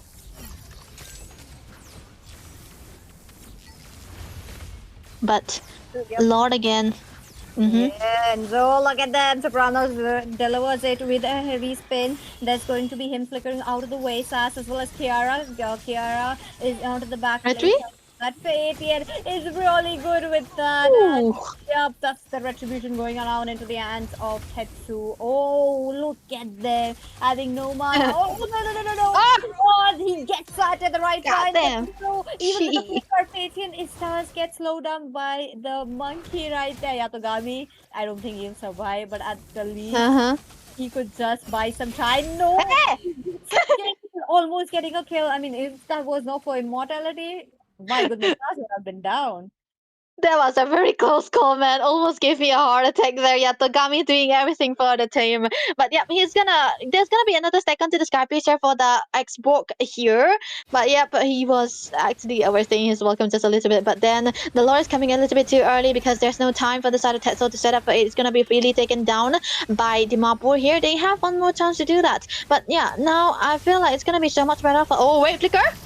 Oh, not liking that. Kiara will be taken down. There goes Hugh as well. 2 members down. And the Lord is gonna come in. But before that, I do feel like the game might get over. Oh. There's going to be Yatogami trying to get the minions out of the way. But what about the minions that are coming in from the top lane? Look at them frantically trying to clear it that. Nah, there was a very good deed from the side of Yatagami there. He already got the damages, but he's been using it to clear out the minions, which is perfectly well done. But they already lose onto the inhibitor here. The bot lane is what they want to focus on. Sante will be trying to hit onto the turrets and zoning away, but Phaeton, I think he's just trying to melt Sopranos down. He's being personal, but yep, they will be able to take out one more inhibitor, and yeah, they have to back away because they are timing. They're gonna have to start the Lord again. They have 1 minute for that, so this is the timer for them to freeze out onto the lane, not send anything into the hands of the Yatogami there, so that he will not be able to get the farm done. And now, onto the other hand, the side lanes are actually equalized. So it's gonna be so much better if Tetso can set up into the long lanes onto the top lane side because they still have time for the Lord to come through. They don't really have to rush, and they are actually caught waiting for that as well. So it's gonna be the decider. I feel if Dimapur doesn't contest this, it might be a done deal. Ho ho ho. DMP losing all the inhibitors right there. There's going to be a bit of a pressure coming in. So let's see what is it going to be with the pressure. I do believe, Fatian may be able to get the damage in, but the teams, they're just like positioning in. They're just trying to make sure to get everything onto their hands. This is like very important as of now, given the fact that this would be the final lot that we are looking at. Highly likely for the final lot to come through. And oh, they are not setting up the long lanes, which is what I suppose they would do. But yeah, the Lord is gonna be up here again. Soprano's trying to give out the vision. He's not that tanky anymore. But they cannot really go unsat onto him, right? So it's completely fine. DHS from Nessie. This is what he wanted to go for actually, because into the start of the game he was trying to go for the Feather of Heaven, which I don't really mind. But yeah, this can be a burst down to the Lord for the side of Tetsu because they have the long lanes now. They are setting it up very, very well. And one way or another, Dimapur Khalids have to have an answer for that lane. They have to send the cloud, and if they see the cloud, they will melt the Lord down. Definitely. Let's see. Look at them. They're not allowing Team TMP government colleagues to jump in. And with that, the Lord is there into the hands of fate. And there is the minions who are jumping in. Tetso, who are really looking forward towards the victory and into the semi finale as well. What will it be? Because this Wow. is really easy for them because they have lane clearance. And talking about lane clearance, even the Kimi has it so quickly, and the slows is going to be so annoying. Look at them. Sassy is trying to clear the minions out. You know, I like the fact that for the side of Tetsu, they're oh wait, Sopranos. Sopranos goes in for Fatian, but what about the front lanes? He buys out time. He tries to make sure, Fatian is not engaging with the team. But now that Okay. did not work out. There's going to be the last with the black shoes. But at the same time, wait a You minute, know DMI along with the freeze. Enzo is taking some what? damage. Yatogami Trigger. out of the way. And Monesi with that Sky Piercer. Boom, taking a kill. Yeah, that was it was so I think Sopranos did the job, man. He turned away Phaeton and they got a kill onto Nenjo. So it's like he did a God's work there. Perfectly, amazingly well done. Very good decision coming through for his part as well because they know that Phaeton is the main damage dealer there, and when he is not available, how will they be able to end the game? But onto the brighter side, there's still time for the Lord to come to here. So there is gonna be a bit of an opening for Dimapur College to find something across the board, but then it's bad because the long lanes are so good for the side of Tetsu. Definitely bad. Look at that. Tetsuo still are struggling. Like Sopranos knows, he had to go onto the back lanes no matter what, and he actually got that right on point. Another lot to be coming in. DMP College really striking it back now. The goal doesn't matter because every single member, the 10 on the 10, will have the items onto their hands. Mm-hmm. That's why the optimization is all gonna be full now because it's already 80 minutes of the game. This is gonna be an evolve lord this time around into the hands of Ted. So I believe because they are so good in zoning them away, they don't have to send them to the long lanes into this particular game because they already have set up the inhibitors and they're trying to send the mid lane so that they will be able to chase them away from the Lord Pit. And look at them holding on to the waves, holding on to the lane. They can actually freeze it out. One thing they can do is that they have a good clearance onto the Lilia so that the Lilia can also carry out and good would clear onto the mid side here. But for the side of Dimapur, it's actually kind of bad, man, because they don't have those kind of movement where they can come in and try to get a uh damage done, go for the set and try to pull something off. But yeah, PC, I think the previous lot wasn't the end game, right? But I'm sure about this one because it's already an evolved lord, and I think it's gonna be tough for them to defend this one. Oh, what is it going to be? Look at that. That's who having the absolute domination with the river area. Enzo as well as the Saint, the CC is not really allowing them to jump into the river area. Look at them. The Sopranos is trying to make a bit of a chance for the team to jump in. The team cannot do that because there's the CC who's melting down the tanks, evading the basic attacks from the Kimi. They are backing off now that they got the Lord. That's going to be Team Tetsuo. The pressure is going to get immense. The pressure is really, really high, man, with the evolve lord. Look at it. It's so tanky. It's coming through. It's coming and merging into the mid side. Very hard to defend. All the inhibitors are gone. There are green lights for the setup. This could be a possible end for Tetso. Oh no, look at that. The Claude really tried to do it with the freeze. He Like reached that. it. But no, the Fatal comes in so perfectly. They lose two members, they lose three members, and they lose the crystal as well. T Tetsuo getting a final, the semi-finale spot. There you go. They do secure the spot in the top four. Oh my god, this was beautifully well done. I did not expect these kind of college teams to do this, man. The lead game setup is so beautiful. What is this? Tetsu are just, they just handle out the late game so fair and well. The early game was also good. The rotation was perfect. There wasn't much that the Dimapur colleagues could do there. They weren't able to reply to those plays that they have been making and perfect maneuver coming through from Santi as well as Phaeton because they were playing in a situation where they are going for it to one. They are playing Santi into the side lane so that he will be able to reach the team fight on time because he's much more of a fast moving hero in comparison to the other heroes that they have. And even if there is engages that can actually kill them, only Angel is the one taken down and they are completely fine with it because they also have Sass with a tankiness that he already have that can actually tank out the damages and stay into the front line. It's so beautifully well done. So I think yeah, they deserve this win completely well. Definitely played it out very well, like champions, and they might be sitting in the top two as well. Who knows? But before that, this was just it for the quarter finale. We are still yet to get three teams. No, we still have two teams who are going to qualify for the top eight. So that's going to be the next two series. So, ladies and gentlemen, don't forget to tune in once again. We'll be right back after a short break.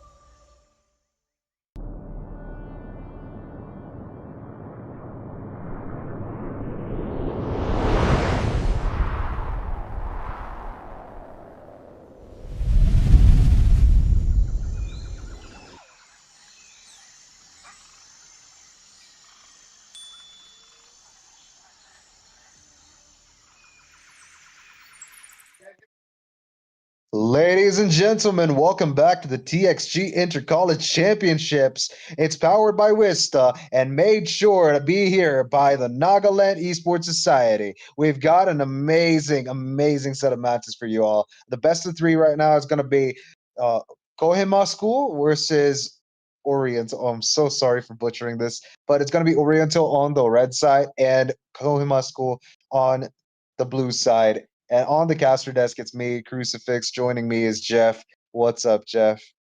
Hello, Crucifix. It's been a really long and hot day, I'll be honest. But yeah, we are finally here. It's the evening, and we are on towards the second BO3, and already we can see the thumbs up being thrown at each other. Yeah. Lily Assassin apparently, wants to throw the thumbs up on Mongs. I think they've got a plan, Bruin. What do you think?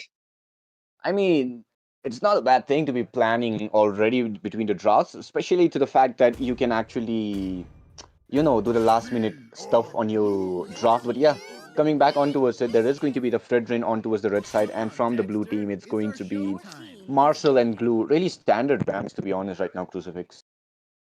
Well, the fact of the matter is, I think that Marcel and Glue, they've got their own niches. Yeah, Glue apparently is skyrocketing in terms of ban, and I think we understand why. He's got a lot of damage with his ultimate, and also a lot of slow effects that could actually affect a multitude of people that he can actually come into contact with. So this guy's annoying, yeah. But Marcel is this one hero that can actually give your team a 2-second window to do whatever damage you want with projectiles or whatnot and set up for skills or give your team a chance to escape from death inevitably. So I think that hero deserves the ban. Claude and Fredrin from the side of Team Oriental. I would say that Claude is kind of a surprise here after that nerf, but what do you think, Jeff? I mean, Claude after the nerf, even though his ultimate did got nerfed by a few points, but at the same time, if you ask me, he's still one of the really deadliest marksmen when it comes towards his basic attack, especially to the point that he can melt Yeah. down the same amount of HP. Not, I will say exactly as carry, but still somewhat closer to carry's damage. So Claude is definitely a worthy one, and especially and not to mention as well, the fact that this meta revolves around those setter tanks and tanky junglers.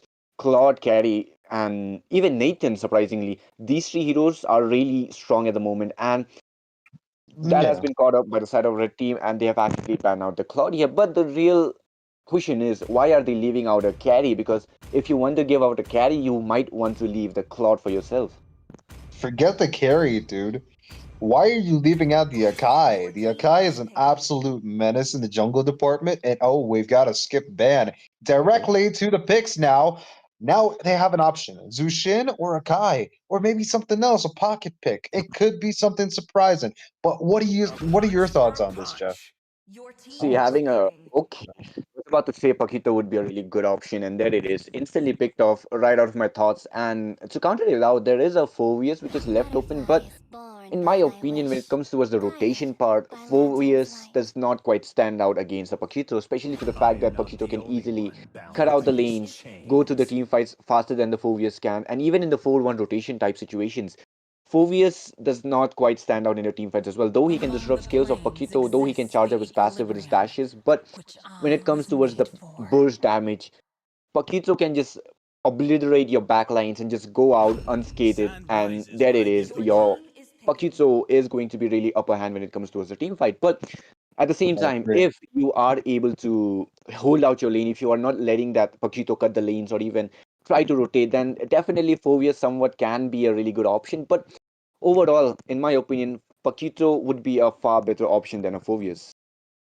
I absolutely agree, but I'm gonna be that guy here, and I would say that Phobius as a first pick from the side of Team Oriental, I think that was not the right move. At least you could have actually picked it instead of the Grok, got the Akai on your side.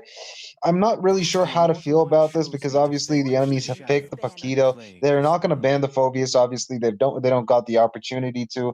You could have actually put up a huge threat in the jungle like an Akai here, but instead, I think they're going to prioritize on heroes like Suyu, heroes with a lot of mobility compared to a tanky jungler. I think heroes with a lot of mobility have a lot of escape, but tanky junglers is where it's at. Like you mentioned, the rise of the tank meta has been, this one crucial factor in terms of how people have been playing. And it's kind of refreshing to see that, it's not just Lancelot and Hayabusa that actually, stomp teams. Well, those guys are not picked as much anymore, but still, it's not the assassins that are getting the highlights now. It's these tanky jungle like Boxia, Fredrin, and it's kind of refreshing, dude. It's like a breath of fresh air. See, definitely that is correct. And with the tanky metas, there are a lot of playmaker situations that can occur as well. So yeah, definitely tanky metas are a really refreshing moments. And coming back on towards the bans here, Carry is taken out, Suyo is taken out from the red team here and from the blue Mhm. team, Guinevere, and let's see what the last ban is going to be. But overall, the bans are looking really good, and the red team does not want their frontliners to be melted out, so they have taken out two of the strongest frontline melters, Carry and Claude, already off the charts here. And the fact that the blue team, they are yet to be picking off their marksmen here is a really big of a question mark, especially with the fact that they don't have those tank melters at the moment, and they have banned out that Leo mod as well. So, see, in my opinion, I don't think a Leo mod was necessary because the Akai is still left open. I agree, dude. See, utility junglers like Liam Ward, Guinevere are kind of strong, yeah, I'm not gonna lie. But they've got their caveats. If they don't get farm, if they don't snowball, or if they don't get the team support Hmm. behind them, they do fall off a little during the mid game, late game too. But again, it's all a matter of how you can coordinate with your team. Look at that. We've got Barats getting picked onto the side of Team Orientals and Kohima respond with that X-Borg. They've got a lot of tanky heroes on the side of Team Oriental, but they don't have a definite source of damage. Okay, they've got DPS and Phobius, who genuinely just goes for a war axe and then rest all tanky items. So they don't have a source of damage. But the side of Team Kohima school, they might actually just well have like three different damage sources. Uh, two of them being physical and one being true damage. So I'm not really sure as to how to feel about this draft. It could go both ways though. The blue team, it's not looking really comfortable to me, in my opinion, on terms of the draft here. But on towards the mid lane, they do have a really strong of a duo here, Khalid and Yift, especially with the fact that they can poke out against that Zushin here, a really hard counter towards her, a really hard matchup against her, to be honest. And the fact that the red team as well has the Grog and the Zushin, it's really interesting to be seeing who will be winning on towards the mid lane here. But I the agree. fact that the side of red, they have that Barats here, a really Filipino pick, I'll be honest, because I only see Barats in the jungle or in the EXP in the Filipino side, not in anywhere else, but only Filipino ranks. And seeing it in the Indian meta, we can say that they have been watching the international series really perfectly here. And both these drafts, they have a really strong comp. They have a back and forth. They have the engagers. They have the disengagers at the same time. The red team, they somewhat have that anti-engage of a comp here, while the blue team, they have those engaging heroes. So overall, it all depends on how the execution is going to be and how they will be playing it off. But like you say, Crucifix, 40% of the game depends on the draft here, and the 60% will be remaining on how you execute the draft. Absolutely. And I kind of feel like the side of Team Orientals, they're heavily investing onto that Granger here. If the Granger does not get farm, if he gets shut down pretty early, or if he gets marked out between the team fights, because Paquito, Khalid, and all of them, they can actually dive on him and make sure to make his life a living hell. This guy might as well just be a sitting duck, but he's got a lot of front lines, yeah? He's got the Grok, he's got the Phovius, he's got, Barats too. So him, he could be safe behind them, but if he gets dived on, he's definitely going to get screwed over, especially by Paquito. I'm kind of worried about this because there is one, it's a double-edged sword. It's got its own problems, but it could definitely pay off for the side of Team Orientals. However, the side of Team Koei Moscow, they've got a good lineup. They've got a balanced one, I'd say, but their magic damage is a little underwhelming because it's a DPS type of magic damage. Eve could actually just, burst people down, but hey, talking about that, we're in the land of dawn for this exciting match. Kohima School versus Team Oriental on the red side. Who was going to take the victory? Type it down in the comment section. And while you're at it, make sure you like, share, and subscribe. Yes, so make sure to like, share, and subscribe, guys. And already on towards it, we can see the new rotation being followed by the side of Team Kohima College, this jungler, while the side of Team Oriental, they are following the really old meta. Oh, wait. Oh, I almost thought that Khalid might have gotten it, but never mind. He Oh, does miss it out. That was a really brave move, but at the same time, bad timing. But hey, that's nothing bad about it. We are already on towards it. The jungle has been set, but for Raj, though, I think he should have started from the Fire Beetle instead. I agree, dude. The Fire Beetle would have actually given him level 2 anyway. But then again, the enemies have a heavy invade comp. Paquito can invade, Khalid can jump in, and Export could actually just be a very, very difficult hero to deal with, especially with Viraga armor this Exactly. early on. So Barat's taking that red buff. I think it's kind of smart. It's not like, it's not like the type of thing that does not have any counters, but him guaranteeing that red buff for himself, I think that's actually a smart move. Khalid is not like a Kaja. He can't steal the buff under the noses of the enemy jungler if they have retribution. It is true. And already on towards it, level 4 will be for that Barats here, but we can't see Xbox still having his level 4, but hey, it doesn't matter because there it is. The What? bot lane might be having a gank. The Charm Oh, was already set up. Okay, we might be you seeing some remember? network issues coming in, and there it is. The first blood on towards Wolves Finals, and the engage is starting on towards the bot line. There might be the dangerous blast, but not right now, as they will be coming back for the disengage, and the turtle is already arriving on the land of Thorn. And now Exborg does have his last insanity. He could actually secure the turtle Exactly. without any problems from Barats. But I'm gonna tell you this, yeah. From what I saw, it wasn't actually a network issue. It was more rather that Barats was trying to control Detana, but Detana didn't want to listen to Barats. Detana is the dinosaur that Barats Look at him. spawned, by the Look way. at him. Look at him. Look at Detona is that. Detana has a mind of his own. He's like, yo, Detana, go there, go here. No, I don't want to. That's what's happening. Oh well, they are facing their own demons right now. But hey, the turtle. Okay, the pause is finally here. Oh, too See, bad, bro. okay, finally they are giving some time for the dinosaur and his partner to be making it up on who is going to be controlling who. As we can already see, Detana was going inside the turret. He does not want to take the orange buff as well. Oh man. To be fair, dude, I think that Detna, he did not get his food yet. I mean, the Mm, dinosaur bowl is just empty for now, and he's just like, yeah, nah, I'm not doing nothing until I get my payment. Just like how Baraz actually expects Claude to pay, you know, yeah. Apparently, he yeah. owes him some gold, and that's what Barat says in his dialogue. It's weird. It's Oh, kind of weird how that you have characters have synergy between each other and have history amongst each other. It reminds you of Star Lord from Guardians of exactly. the Galaxy. Oh man. But yeah, not to mention, right now it's not about the monkey and his partner, it's about the dinosaur and his partner, which is really interesting because just look at that. The Bharat's, his partner, he is so tiny, he's so small, he's just a kid in looking, but facing him is going to be a dinosaur. Now the question is, who is going to be listening to whom and who is going to be controlling whom? I think that Barat and should just give him a plate of dinosaur food, and that Oh, would actually that's calm true. things down.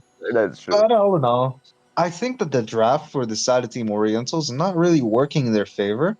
Mainly because Barat's not actually, getting Detna to listen to him. But all in all, I think that, the comp itself, it relies heavily on either, Barat's landing the ultimate or something like that.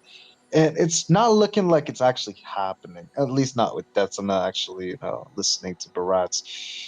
But enough of the Barats and Detna joking. Let's just go back into, the mid lane crisis that's happening. Khalid has definitely faster clear, and Grok and Zushin, they might actually just, clear slowly, but compared to the enemy mid duo, I think it's very difficult for them to do it. Because Eve does have very fast clear, and not compared to Zushin. And Khalid joining that, it's an instant wipe on the minions that would allow them to rotate faster. The side of team Kohima College, I think they're actually pretty smart with that mid lane draft. They could actually get a lot of openings to gank other lanes. I think that's actually what it is.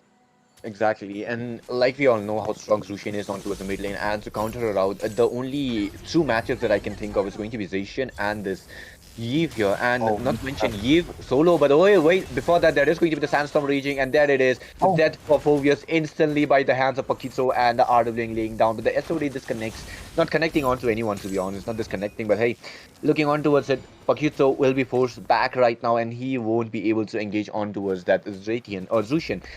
And yeah, like I was talking Crucifix, the matchup in this mid lane here, I don't think so that Grok is providing enough assistance for that Zushin in order to be rotating as soon as possible, while Khalid is 24/7 just sticking with that Yve. absolutely. I completely agree with you for now. Khalid and Yves going around, and then with that, just pair up the Xborg. They're able to melt down Exactly. whatever Oriental actually has in their draft. But again, that, invade composition with Paquito actually jumping in, Khalid, and also, Yves behind him. With Xborg charging front with Last Insanity, could just might as well be a direct, steal button for the enemy buff and everything in the jungle actually.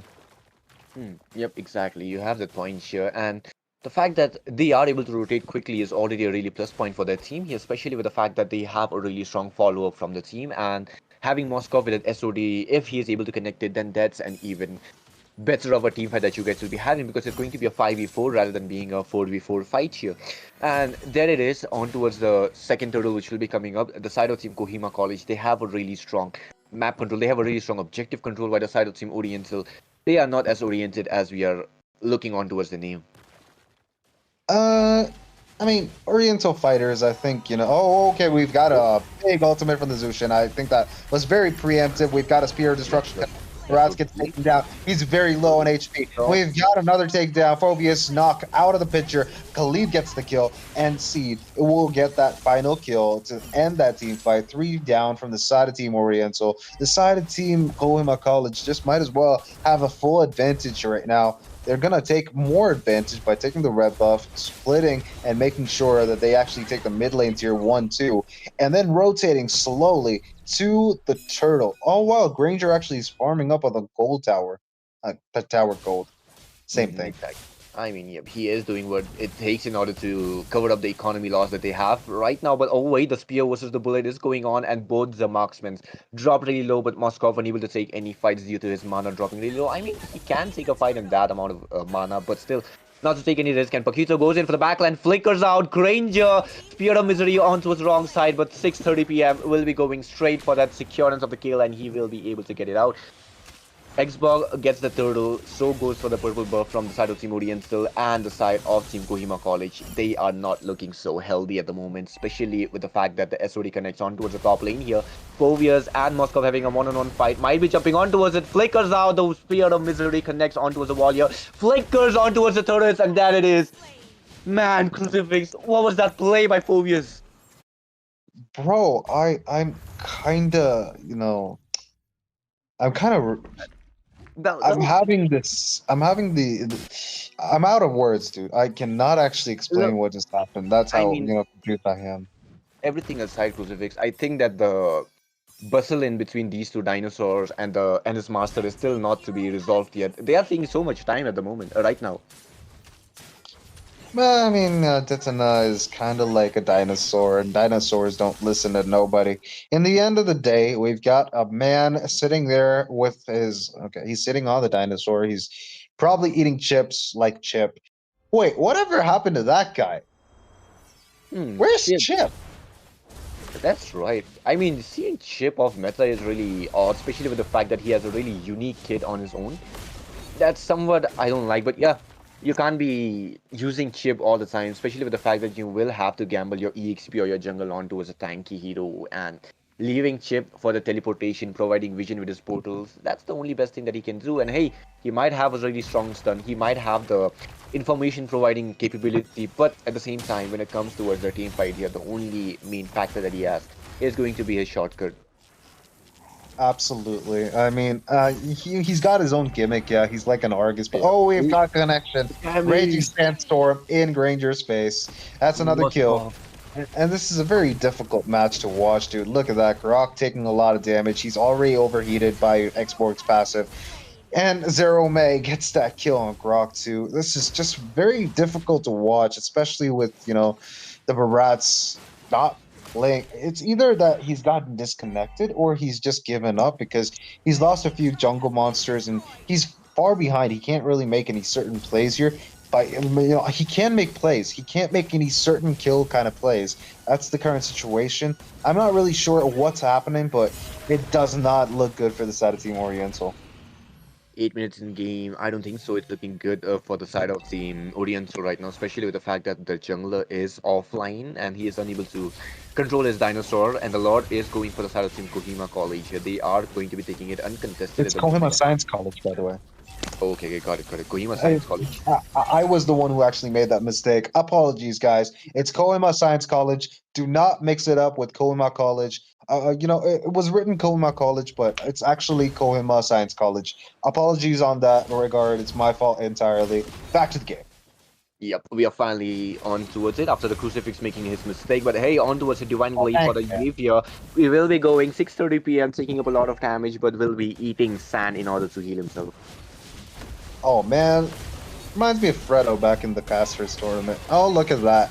He's back for the kill, Oh, and Moskov pushes the tower. This, Moskov Paquito combo, dude. The mosquito combo is deadly, and it's definitely a big pain for, the side of Team Oriental. like we always talk, mosquito combo is really really annoying at the same time, really strong. But oh wait, stuck 6:30 p.m. but will be forced off his flicker here. Really valuable resource, especially with the fact that the Lord is coming from the bot lane here, and he should have saved it up for that flicker all set here. But hey, onto the bot lane here. The Lord is still marching. 3v4 situation onto the bot lane, and there it is. The top lane is being forced as well. The Grok will be setting up his wall here. Tectonic charge yet to be used, and there it is. Catching three people, but hey, no one to be there right now, and they are going in for the fight here. The last insanity is being used up. The RWM being laid down for that, and the only person that will be down right now is going to be Phobius. Pakitso going straight for that Zushin here, but will be forced and will be taken down as well by the turret. Execute will be there. The mid lane inhibitor, the mid lane base turret will be taken down. The top lane as well is going for that takedown as well. Oh, look at Moskov with his damage. The spears are dealing way too damage for the comfort here, and they are going for the Nexus straight off, and they will be taking it down. The first game for Kohima Science College. That was a tough game, bro, Jeff. I can't believe it. It was very one-sided. I think that, either you blame the network issue, or you just blame whatever bad hand that you were actually dealt with in the starting. Yeah, it was a network issue, but I was not really sure as to what happened later on. I hope everything gets resolved and we can actually see some exciting action instead of whatever this was, because I'm telling you guys, nobody in the chat is excited to see stuff like this. We want action. We want that underdog versus, top dog story. We want both of them clashing at full power, full strength. I bet that the whole chat wants that. So we will make sure that we get to the bottom of this. We'll figure it out, and we will be back with more and more exciting matches. Just wait for a second for the update. We're not taking a break, but we will get you the update in a quick second.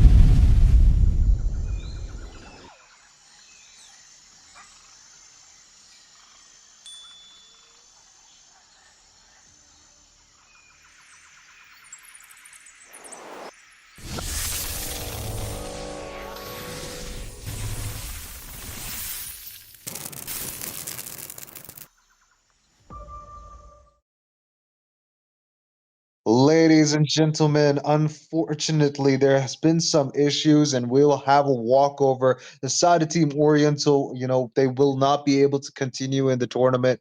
It is very, very regretful that they've actually reached up until the top 16. They've put in the effort, and apparently, I've heard from most of my other colleagues here that they were definitely very, very, they stood out a lot. They definitely had what it took. And it really breaks my heart to announce this to y'all. There has been some network issues, but we will be making sure that the next matches will be coming to you soon. And again, we stay hydrated. Make sure you actually stay, happy, even though all of this happened. And I wish you know, the side of Team Oriental all the best. I really, really do regret this.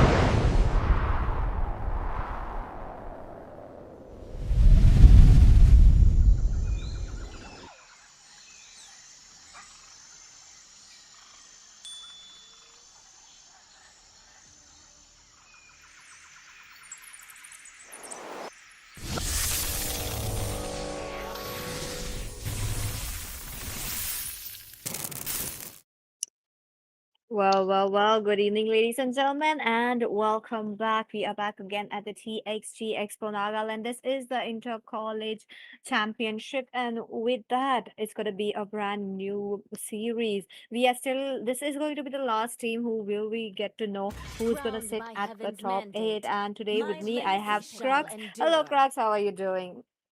I'm doing pretty well. And, after that previous game, I'm hoping for an exciting game right now. It's St. Joseph's on the blue side, Cross on the red, and we've got the drafts coming in hot. The bans are all done. Paquito, Fanny, and Marcel, heroes that I don't need to explain to you guys why they're on the ban list. We've even got Phovius, Kaja, and Zacian. All these heroes are pretty strong in their own departments too. So we know why these guys are banned.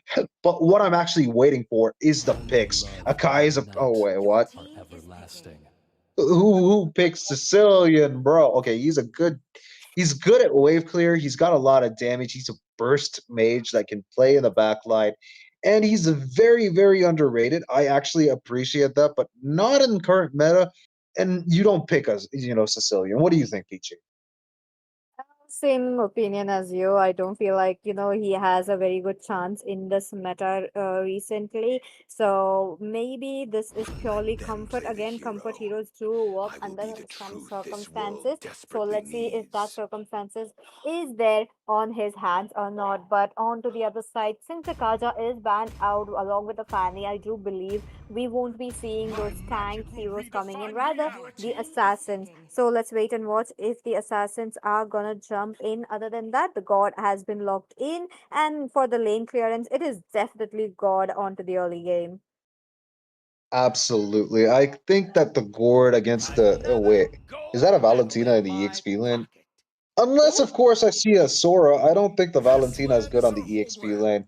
And absolutely not, going to happen. We've got a Lapu Lapu against the Yuzong, which, again, is a very good matchup. Lapu Lapu has the ability to keep himself at range and not get, assaulted by the Yuzong's Petrify combo with the rest of his spells that absolutely deal so much damage, ridiculous amounts of damage. But Moskov, the cherry on top for the side of Team St. Joseph's. Definitely. Let's see what is it going to be. I was kind of worried about the Valentina being a pick right there, and they would have been lacking a bit of an EXP plus the early game as well. But as for the side of the college crows, they are taking quite a lot of late game. I really like that, but I do believe they do need a bit of a clearance as well. Let's see if those kind of heroes do come in or not. Kind of curious why has to go for such late games even into the mid while this meta kind of prefers it, and I think that will be definitely answered in the execution part.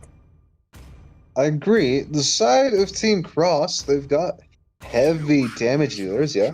They've got the Yuzong who could actually jump the enemy backline. Sicilian and Moscow might not just be safe against that Petrify Yuzong. And the Gord, yeah, he's got a lot of range. He's got the Mystic Gush that goes beyond, dimensions at this point, and a ball that bounces, 3 times. Which again, you can think of it jumping 3 dimensions and then slapping someone with a stun marker and then just destroying them. And the Leomord, who again is another hero that can actually dive in. Sicilian and Moscow are not safe. They need someone to actually keep their, backline safe. That's what St. Joseph's need right now. The side of team, St. Joseph's though, they've got a lot of damage, but I don't think they've got a good front line. Lapu Lapu, he can and will actually be the one distracting the enemies, but he's not the one that can actually keep his team protected. A hero like Hylos, maybe Akai, could actually suit well with their lineup right now, but I'm not seeing a possibility of it. Okay, well, it could be a possibility. But the side of team St. Joseph, they go for a 2 marksman, double down on the marksman gold lane. And the side of team, Cross, they've gotten themselves the Fredrin and the Atlas band off. I think those are valid bands. They're very strong, individual heroes, but they also do have their own quirks with actually, Sicilian, also the Lapu Lapu with the Fredrin. That could actually work out pretty well because Lapu Lapu could actually keep the back line of the enemy busy while Fredrin deals with the front line. I think those heroes are kind of good. Definitely good, but look at that. They do get banned off. As of now, the marksman has been targeted as well. And with that, hey, Kufra jumps in as their set Yeah. Mhm. maker. Interesting, though. We have not seen this hero for such a long time, and I'm kind of curious to see how it will be working out in this scenario. Now that you know it is a Kufra, why not go for something like a Beller? It could work out very well. Who are going to dive in, such as Zing, as Jue, but hey, that's gonna be the hero that's gonna slow down because they know they are gonna dive in. Yeah, I think the Matilda, the Hylos, these heroes could actually go well with the lineup that the sided team St. Joseph's had. But I would not recommend. Okay, yeah, yeah. Yeah, they go for the Carmilla, I think. They Oh, want to catch the enemies and do a lot of damage. This is kind of like a double. Yeah, I've used this terminology once before, and like in the previous game. It's a double-edged sword. If you don't land your spells, you're gonna get screwed over very badly. The Kufra, though, I just remembered a very big joke that I've been making for quite some time now. I will not make it on stream because that kind joke is kind of not on the uh, uh, it's not offensive, but it is not very appropriate for most viewers. So for now, you guys are not going to listen to it. I'm so sorry about that, but that's something for a later date. For now, at least, we've got the Irithel getting picked onto their side. The side of Team Cross has a good lineup. They've got re-engage kind of composition after the dive, of course. If at all there is someone who's actually diving, they can re-engage too. I think I see the potential in Cross's drafting here, but the side of Team St. Joseph, they've got a heavily reliant team on just one hero like Carmilla, and Roger being a non-meta jungler is again one of the biggest downfalls for them. Possibly, it could also work out for them, but the guy is not very good now. There's heroes that could actually do his job much better, and I think we've got to wait for the execution to actually pinpoint as to what could have been done better.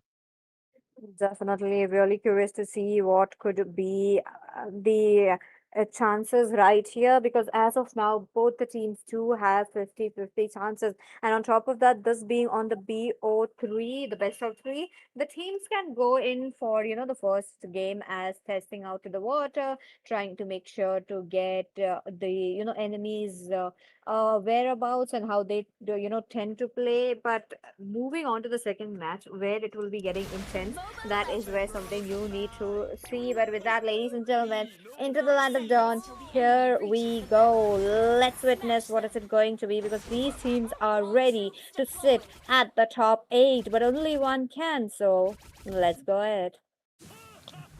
Absolutely. For now, at least, we're gonna probably see this slow kind of start. The side of Team St. Joseph's, they got this old rotation. I think they haven't picked up on the new rotation style. Maybe going for the Horned Lizard and then making your way down to something like the Buffer, the Little Wanderer. But look at that. The side of Team Cross, they've gotten themselves that beautiful, beautiful, two buffs at this point. For now, at least, they are definitely ahead. The retribution has been used, so Little Wanderer is out of the question. The side of Team St. Joseph's gets it. But the side of Team Cross, they might actually not be losing out too much. Oh, that's a lot of damage. Definitely a lot of damage coming in. Look at them. They are all ready as of now, trying Oh, to get the first blood. But Carter, being a god, he is able to get his, you know, the what do you oh, call that? The lane cleared very well. But Kufra, my oh, the goodness, foot. he had to pop his flicker though.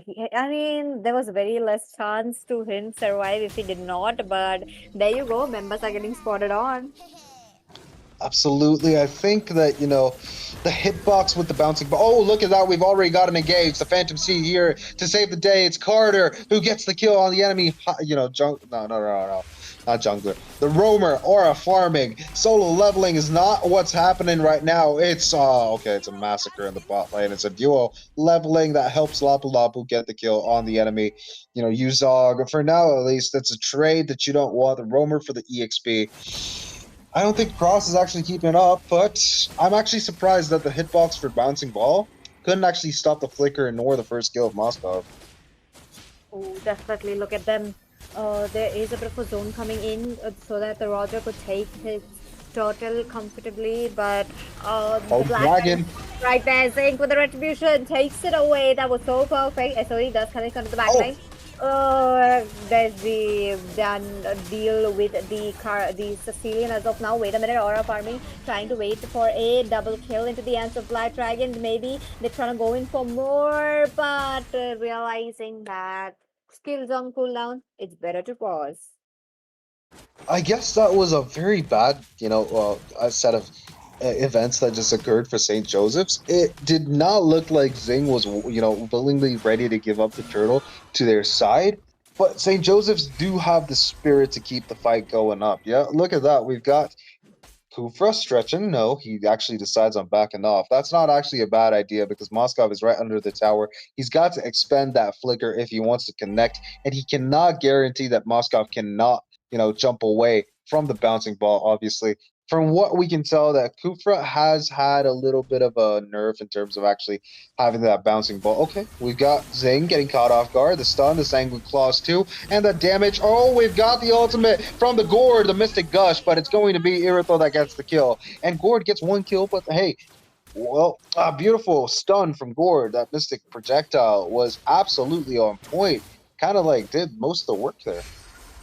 Oh, Definitely, but they are not over. The Kufra jumps in, doesn't connect it very well, but still taking out too much turret damage. That was just enough for Zing to take down the kill and actually be alive as well. Mid lane, a bit of a pressure. I do feel like for the Sicilian and for the side of Team St. Joseph, despite not having the early game, they're holding out still good. But the turtle, though, is going to be really, really problematic for them. I agree. The side of Team KROS College, they've got, Zing at level 7. So he's going to definitely have the advantage. He's going to have that, one up on the enemy. Oh, the Sanguine Claws cancels Vivian's, dash. Okay, we've got the enemy EXP, Zue, actually engaging for the turtle. And I think Liam Moore's actually positioning himself far away, but he's definitely level 8 now, so he's gonna have the retribution, gap on the Roger still. That jump and that Tyrant's Wrath, that beautiful set with a Curse of Blood. But all in all, I think that it's gonna be a very bad day for the side of Team St. Joseph's, even though that beautiful set came through, because their hyper Fierce Sue actually got taken down. Okay, I actually feel bad about that. Huh. Look at that on to the mid lane as well. Even though the god was just right there. Oh, bottom lane. Looking forward to a bit of a 1v1, but that's just enough poke trying to dominate each other and just enough to make sure that they get that kind of a domination where you are the one leveling up much faster than your enemy experience. I mean, the EXP lane. Oh, So Vivian? what is it going to be now? As of now, he started jumping, like he's trying to find that window of opportunity to jump there, but it is like He knows. He one. knows. Yep, there He's you caught go. it. He goes in. The bouncing ball really is right there, but it was quite early. Venomancer really trying to get him out of the way. Helping out his teammate is really good like that.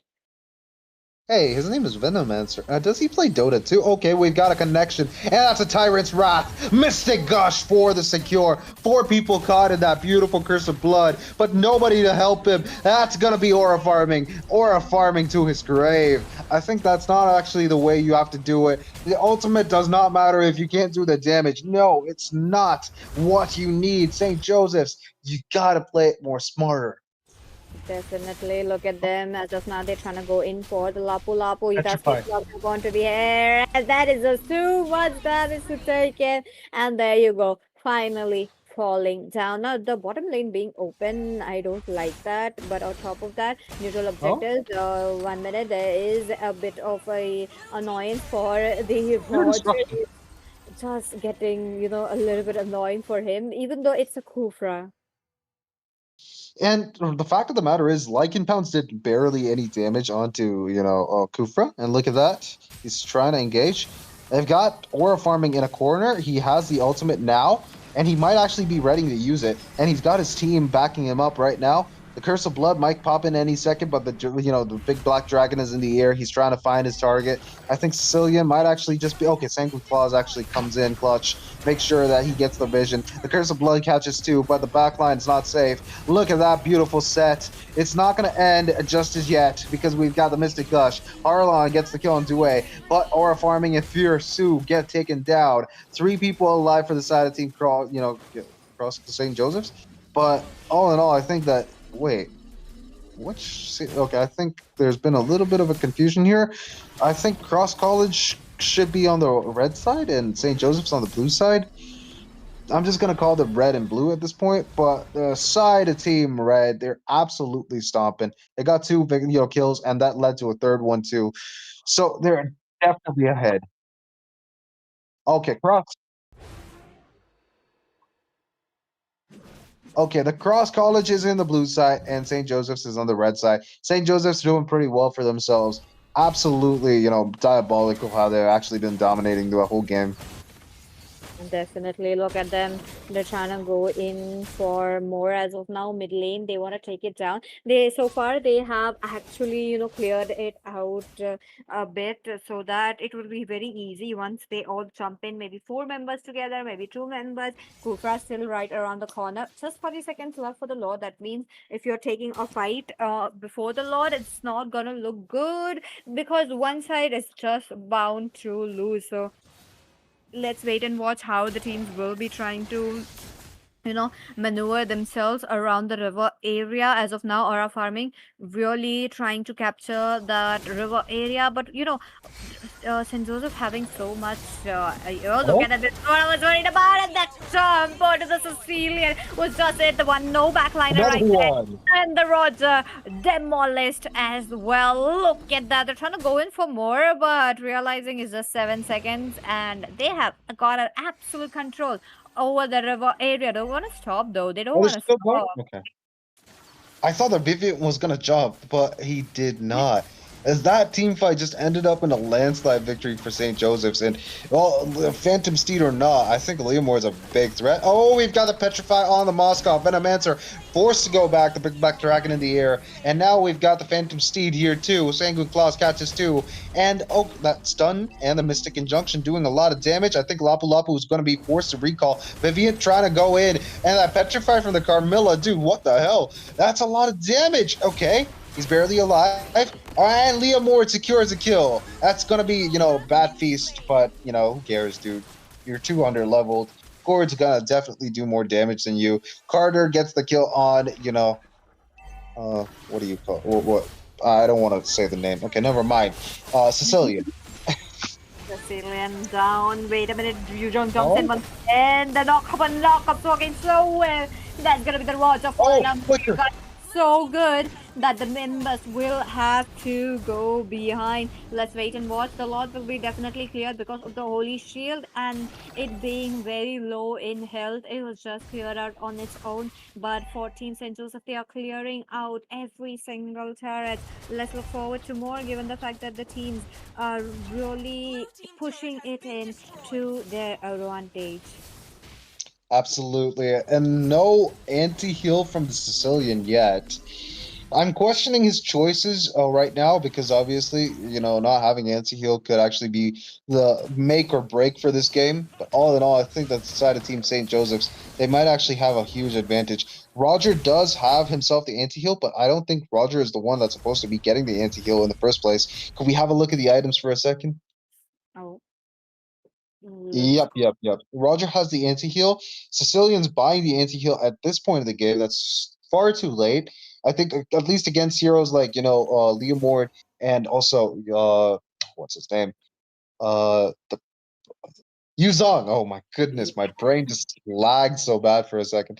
Yeah, so Yuzong, Liam Ward, and also Irithel, Haskell's does give a lot of regeneration to her. So having that anti-heal on the Sicilian would have been better as the first item instead of Clock of Destiny, because Clock of Destiny makes you tanky. It does not guarantee you anything. And if you want to guarantee a win, you might as well give your team an advantage by getting the anti-heal first.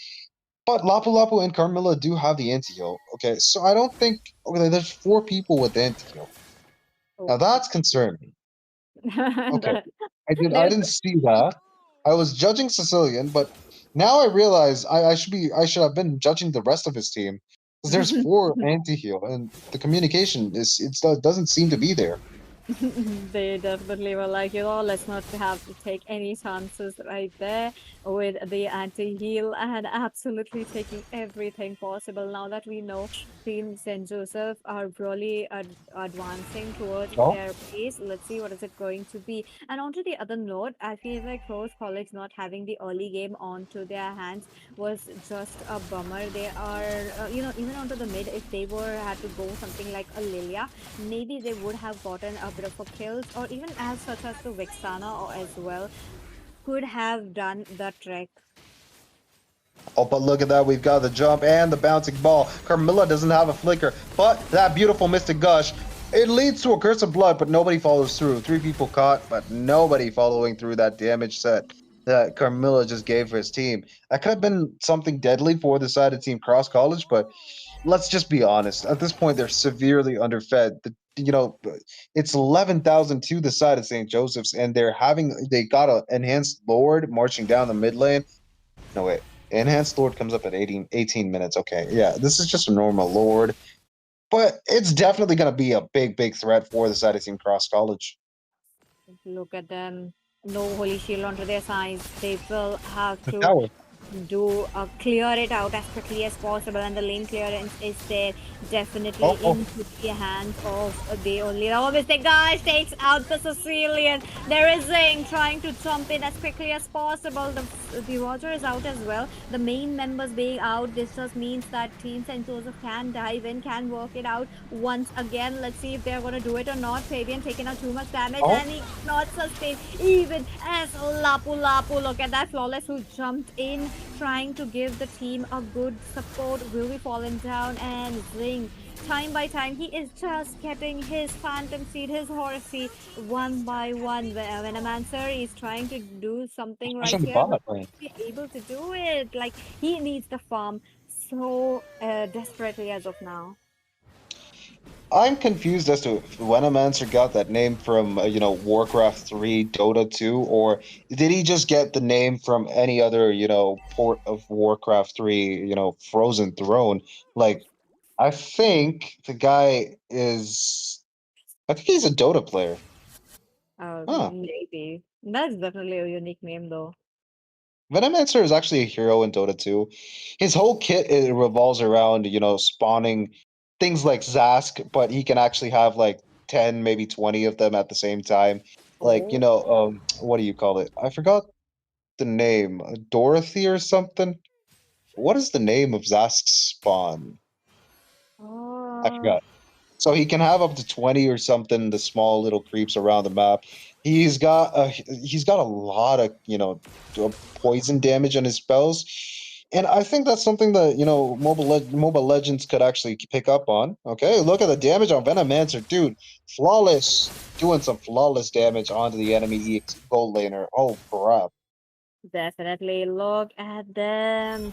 They are trying to. Oh, okay. Tower. Consumer Day comes in. What is it going to be? Flawless. He tries to jump in, almost taking down the board, but onto the back lines that is going to be the Lapu Lapu taken down low as well. The Lord is here, so that means the team will have to go for the Lord. And having the advantage as of now with 24 kills, I do believe they can do it. But the gold seems to be tipping into the side of Team Cross College because they've got a 10,000 gold lead now. It was a 12,000, barely scratching 12,000, but it was almost around the 12,000 mark. But now the side of Team Cross College have a 10,000 gold gap, and they're slowly picking up. If at all that side of Team St. Joseph's actually makes a mistake here, they might actually just lose the game. They're definitely not going to lose it instantly, but it could be leading to a possible lose scenario for the side of Team St. Joseph's. But as of right now, from what I can see, the side of Team Cross College, they're playing it pretty smart. They're not making any missteps. They did catch the Kufra. They also did do a lot of damage to the enemies. But all in all, I think that, Flawless and Kufra, they could afford to make a mistake, at least in this point of the game, without taking too much consequence. The side of Team Cross College, they're facing their last, possibly, fight for this victory. Let's see what is it going to be. The team. Oh, Look at that! They take down the Moscow, and this is a green signal towards the Crystal. Triple kill for Cartier, and there you go. A victory into the hands of St. Joseph College. What a victory! They made sure to get it on with the second lot itself. absolutely. And that Lord was crazy. Yeah, they all were focused on the Lord in Cross College. They just wanted to make sure they actually defended. They did not look at Vivian jumping in with the Kufra. He was charging up, and then he just jumped in, blasting their faces, and then used the Tyrant's Wrath and caught them all, well, at least four people. Lapu Lapu was left, alone, but it's a Lapu Lapu. You don't really, do much other than distracting enemies or taking down the enemy backline. So that just led to an absolutely chaotic, setup. The side of Team St. Joseph's, they made a big play there, and I loved every moment of that game. Definitely. They played it out very, very well. And as Carter, who picks up the MVP, that was really, really good. They kind of made sure to control it, even their exit paths as well. That is something I really enjoyed to see with the Kufra. That too with the Kufra is really crazy. So what does the next match entails? Because this is going to be, one team or either out of these two, only one can be sitting on to the top eight. And this is kind of crucial if you do want to stay in the tournament. I completely agree with you. This is not just, one game. It is going to lead to another one. And their mindset coming into the second game is going to be decided by this first game. Decided Team St. Joseph's, they have, a momentum building up, and they might actually just come up on top. We'll have to wait and watch, though. We will have a little caster reshuffling, and we will be right back. So stay hydrated and make sure you stay tuned. Like, share, and subscribe.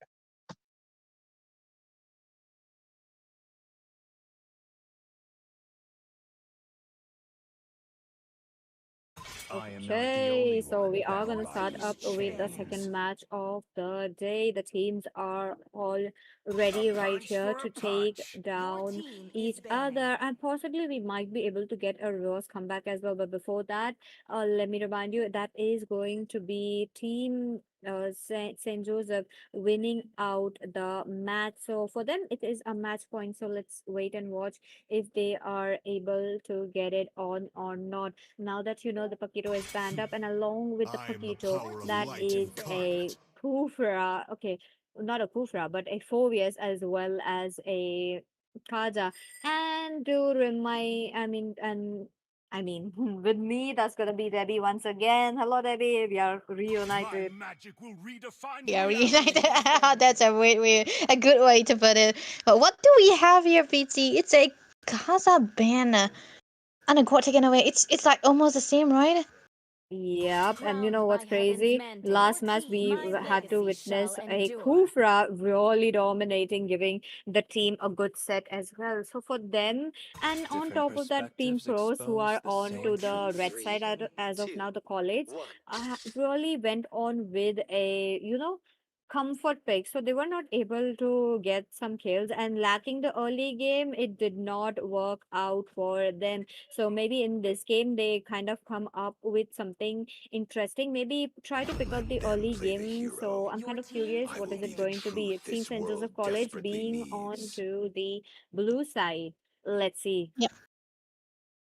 They picked away the Yuzhong even after they banned away the Zetian, right? I think the Yuzhong can handle the Zetian pretty well. But the Atlas is completely left open. If they are able to use that for the advantage, it could have been good to pick up the Atlas first because it will be very understandable with the draft that they had made for themselves. But onto the other side though, they want to pick up the Valir at very. It's actually very early, no? Yup. Again, That is definitely early, given the fact that you still don't know if your teammates are, I mean, your enemies are going to go in for the tanky picks or not. But as of now, it kind of like a safe pick as of now. I think it's much more better than a Sicilian that what we have witnessed on to the last game. So I am kind of happy to see this pick, but at the same time, look at this. Like, the control that Carter has is really good. He knows what he's doing and he knows Mm. how to get them. So, really curious to see what we are going to see in this match. Yep, I want to see though. I want to see what kind of tempo that they want to bring out here with the pick onto the Eve. I like that. It's also a very good ranged hero, and the rising popularity of the Xbox is, it kind of needs to be studied here. Cross, they are just trying to go for the heroes that they can use as a bit of a counter and a tankier side. They already have magic damage already. Look at that. The pick on the Gato. I don't know if the Gato is definitely not the best option here because the Atlas is still available. But yeah, it's gonna be weak against this kind of magic damage that the side of crows already have. So how they will be able to handle this will become situational into the last two picks that they are gonna be left with. But Leomord Band though is definitely gonna be a hero that is always gonna be taken out, no matter who the college is. They always ban away the Leomord here.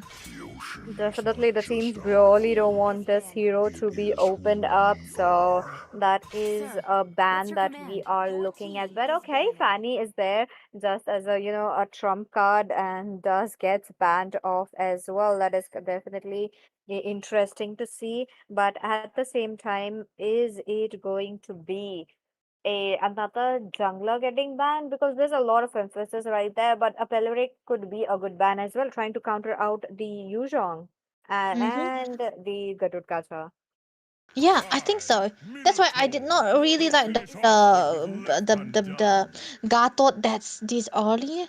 But yeah, in my mind though, I think it could have been like a comfort pick as well because if you talk about a Gatot, it's actually weak against this kind of magic damage dealer. But yeah, look at the bans onto the Minotaur. They just want to ban away the Minotaur so that the pre-engages will not be there because Minotaur actually does a lot of cancellation on those heroes that are really good onto those setups, and the combination would actually be there into the later part of the game. They already have a bit of a tankiness onto the Xbox, so that's what they want to do here. So let's see. Hylos is what they are going to be opting for. Very well done here. Hylos is good against the Gatot. Definitely a good hero that we are looking at. Given the fact that works out very, very well, the slows are really good. And top of that, with the revitalize can save up the members who are gonna get ganked onto the back lanes with the Yuzhong. But as of now, there's gonna be the Claw or possibly a Harriet. I wouldn't recommend a Harriet that too Mm, against a high loss. Yes, it's a very good hero against the carry, but against the high yep. loss, who's gonna be into the team fights a lot. Don't think so. Even the Beatrix works out so well because Firaga armor can be melted right there, or even poked with the sniper shots.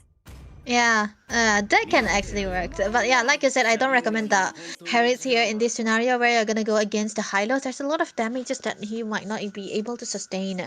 And it's not really a threat of a hero, so it's not the best. But other than that, there's nothing left that.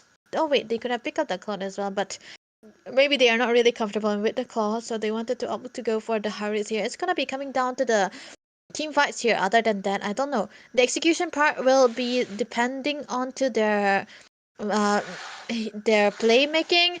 But onto the draft, I feel Crows have the better draft here just because of the Hylos pick.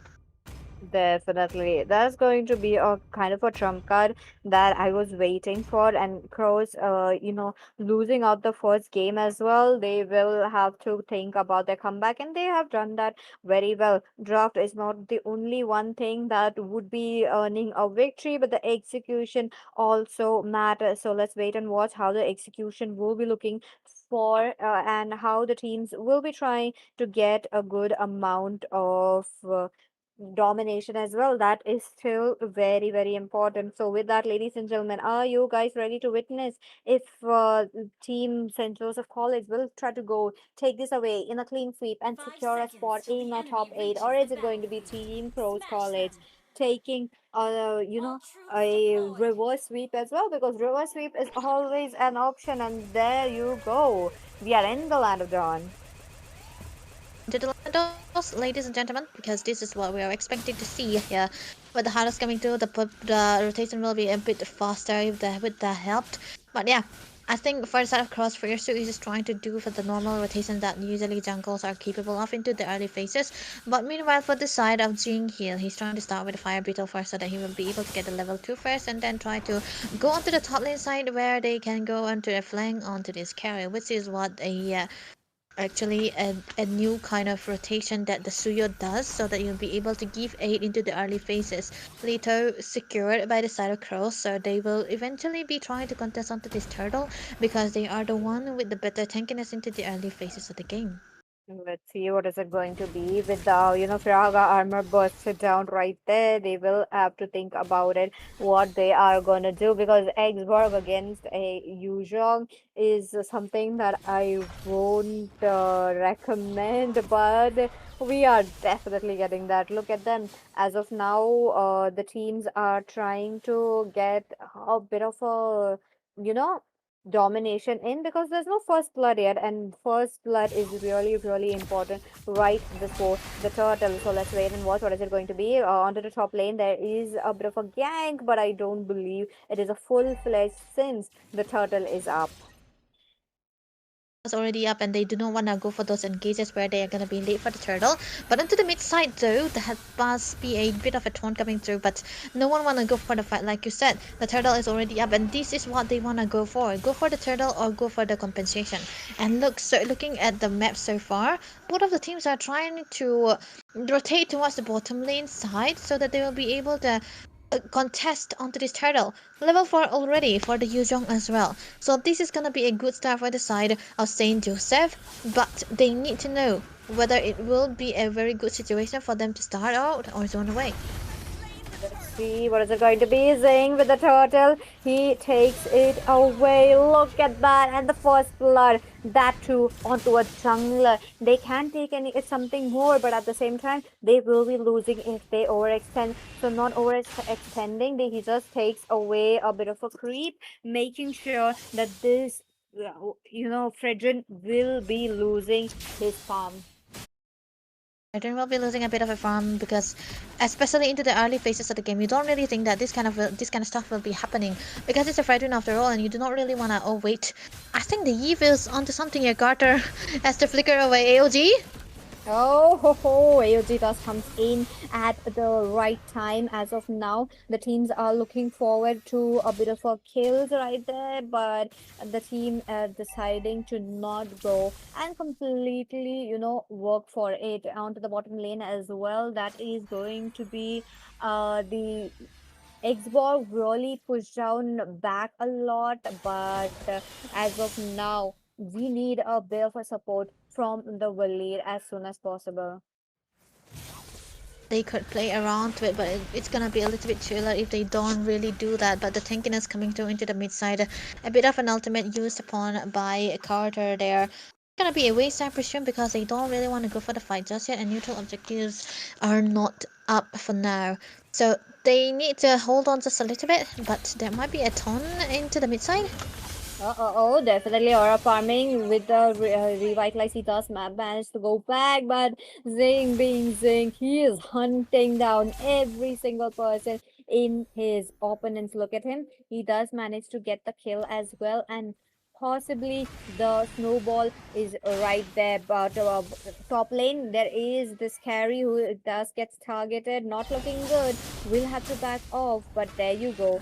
We are getting a turtle being here and taken down. The second is not getting a chance to jump in as well. Looks like Yuzhong will be going with the Black Dragon form. Is this a time for St. Joseph College to jump in? Looks like they're just waiting for it, but in a way, they are taking away everything from the Fredrin. Fredrin with the Retribution tried to do that, but that was a bit of a futile coming in, and Petrify used up by Jue, but I did not expect that to be really early petrify, even though he did not land on anyone. Yeah, that's a bit of a waste onto the resources there, but elongated team fight happening here onto the top lane side. There might be something of an engage, but they want to try to get this turret here. But a good save coming through from the side of KROS College here, so they don't really have to do anything about that for now. They have to wait and see how they will be able to defend onto the lane, so that at least their carry can get a farm. And because for Venomancer, you know, he have to have that Trinity built before he can get out of the zone, get out of the map, and get and join to the team fights. But for the side of the Harriet here, Lawless is completely fine because he can actually solo lane against this kind of combination because there's nothing much that they can do against him. When he pull out the Jamorphos, he's gonna be so tanky, and that's what they wanted to do here. So they are not trying to risk out anything. But onto the other side, this might be a contest onto the blue. Definitely a contest. Look at them. There's going to be the RWM coming in from the east, just making sure that no one will be surviving that. But the move flawless into the mid. He's trying to deal so much damage. The Zinc is getting kills one by one. Flawless does manage to get one as well, and the middle lane taken down. The main turret. Now that the mid lane is gone, even the Fredrin was getting ganked and invaded before. This is going to be so much easier now. So kind of curious to see what we will be witnessing with that. 4 kills and none into the hands of KROS College. Now that the setup is done, a very beautiful turtle fights will be happening for. Oh wait, top lane, Zaman Force, just for safety, that has to play Venomancer away from the turtle here. This is definitely going to be the turtle going into the hands of the side of Saint Joseph now. Looking so good with the drop that they have so far. Execution really matters. They haven't been able to take out the turrets just yet, but the mid lane is looking like it's going to be falling anytime soon. Yep, it's going to be taken down again. Bot lane is also still standing, but they have some kind of heroes that can be sent into the side lanes where they will be able to focus a bit more onto laning and taking the turrets. Definitely. Let's see what is it going to be.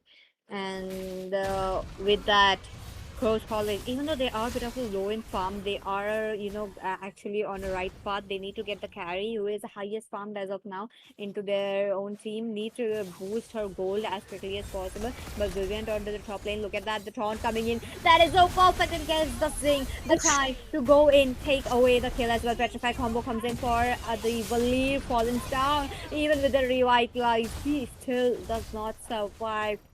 Saint Joseph for an absolute domination.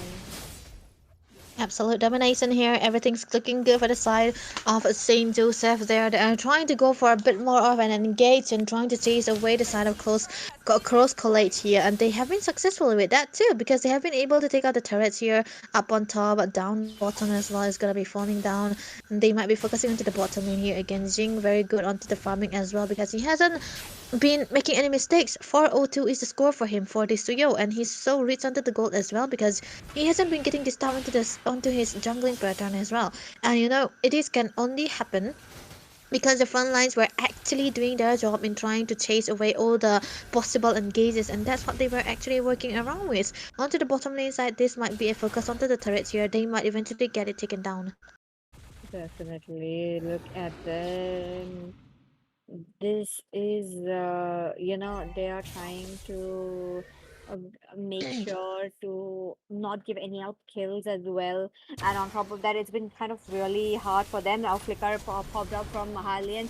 Look at him. He popped his lasting insanity as a defensive mechanism. And onto the same note, there is the immobilization for the Fredrin. He gets out of the way, but I feel like, Carter has been popping up his ultimate just to immobilize, but in a way they are, on the edge of the RWM, so they are definitely out.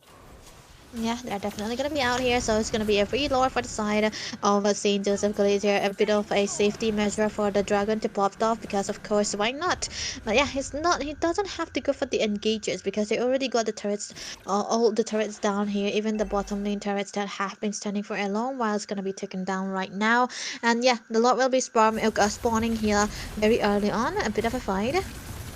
On the same note, the slows are definitely in. Looks like Venomous are really trying to burst it down, gets a kill right there. He's trying to go in for more flawless as well. He's trying to get away, still fighting in the Zaman force. Does get taunted off. The Praise of Wrath, really good. But before that, that's Venomous really with the triple kill. Look at that, Carter does get a shutdown, but that's going to be a attack from the Valir. He overextended right there and will be met by Zing. He tries to manage to get out of the way, and oh, I don't think he can survive that. That is unstoppable for the Suyu.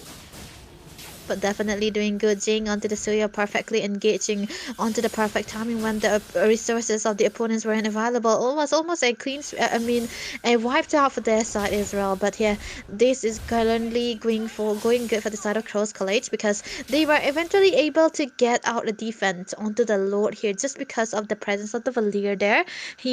It's like he's always there trying to give out the damages, and a big shutdown onto flawless. A lot flawless as well was very good for Black Chinese. But yeah, the still everything is looking good for Saint Joseph. It's just that Cross College, they were trying a little softer. They are trying to get something across the board, and they're finding it here, little by little. But then again, it's still a good goal lead already into the hands of Saint Joseph, especially into the hands of Jing there, who's been so good onto the farming, not taken down even once, and he's close to getting the legendary as well. So for Cross College, they have to shut this guy down.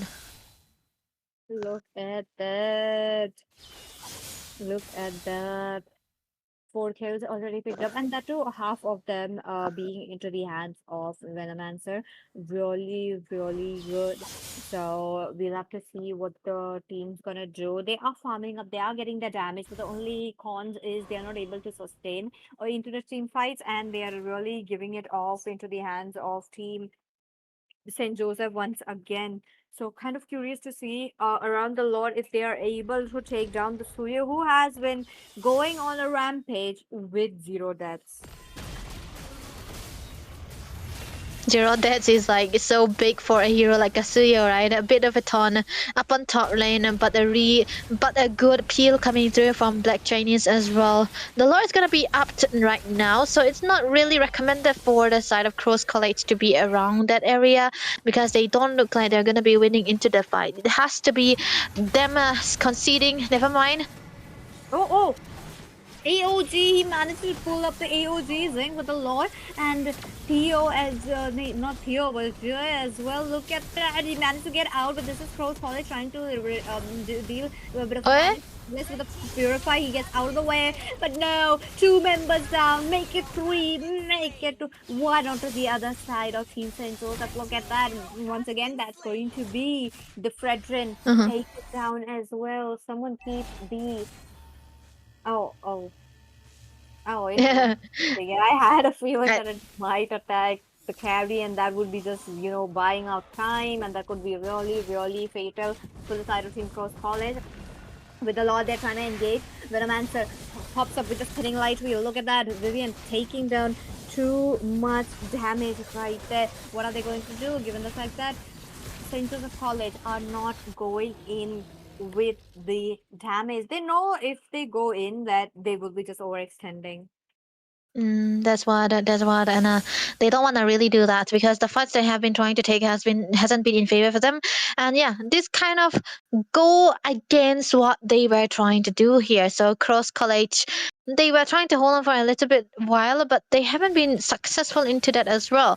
So what they can do right now is try to do the housekeeping thing, try to get the farming onto the hands of Carry, because for Venom Venture, he really need his itemization there. He's not really returned to the goal just yet, and even the slight targeting, the slight change into the target will negate everything of his damage here. But onto the other side, look at the ton. Deadly taunt coming in, and that is going to be the death for this Fredrin. Look at that, one member down.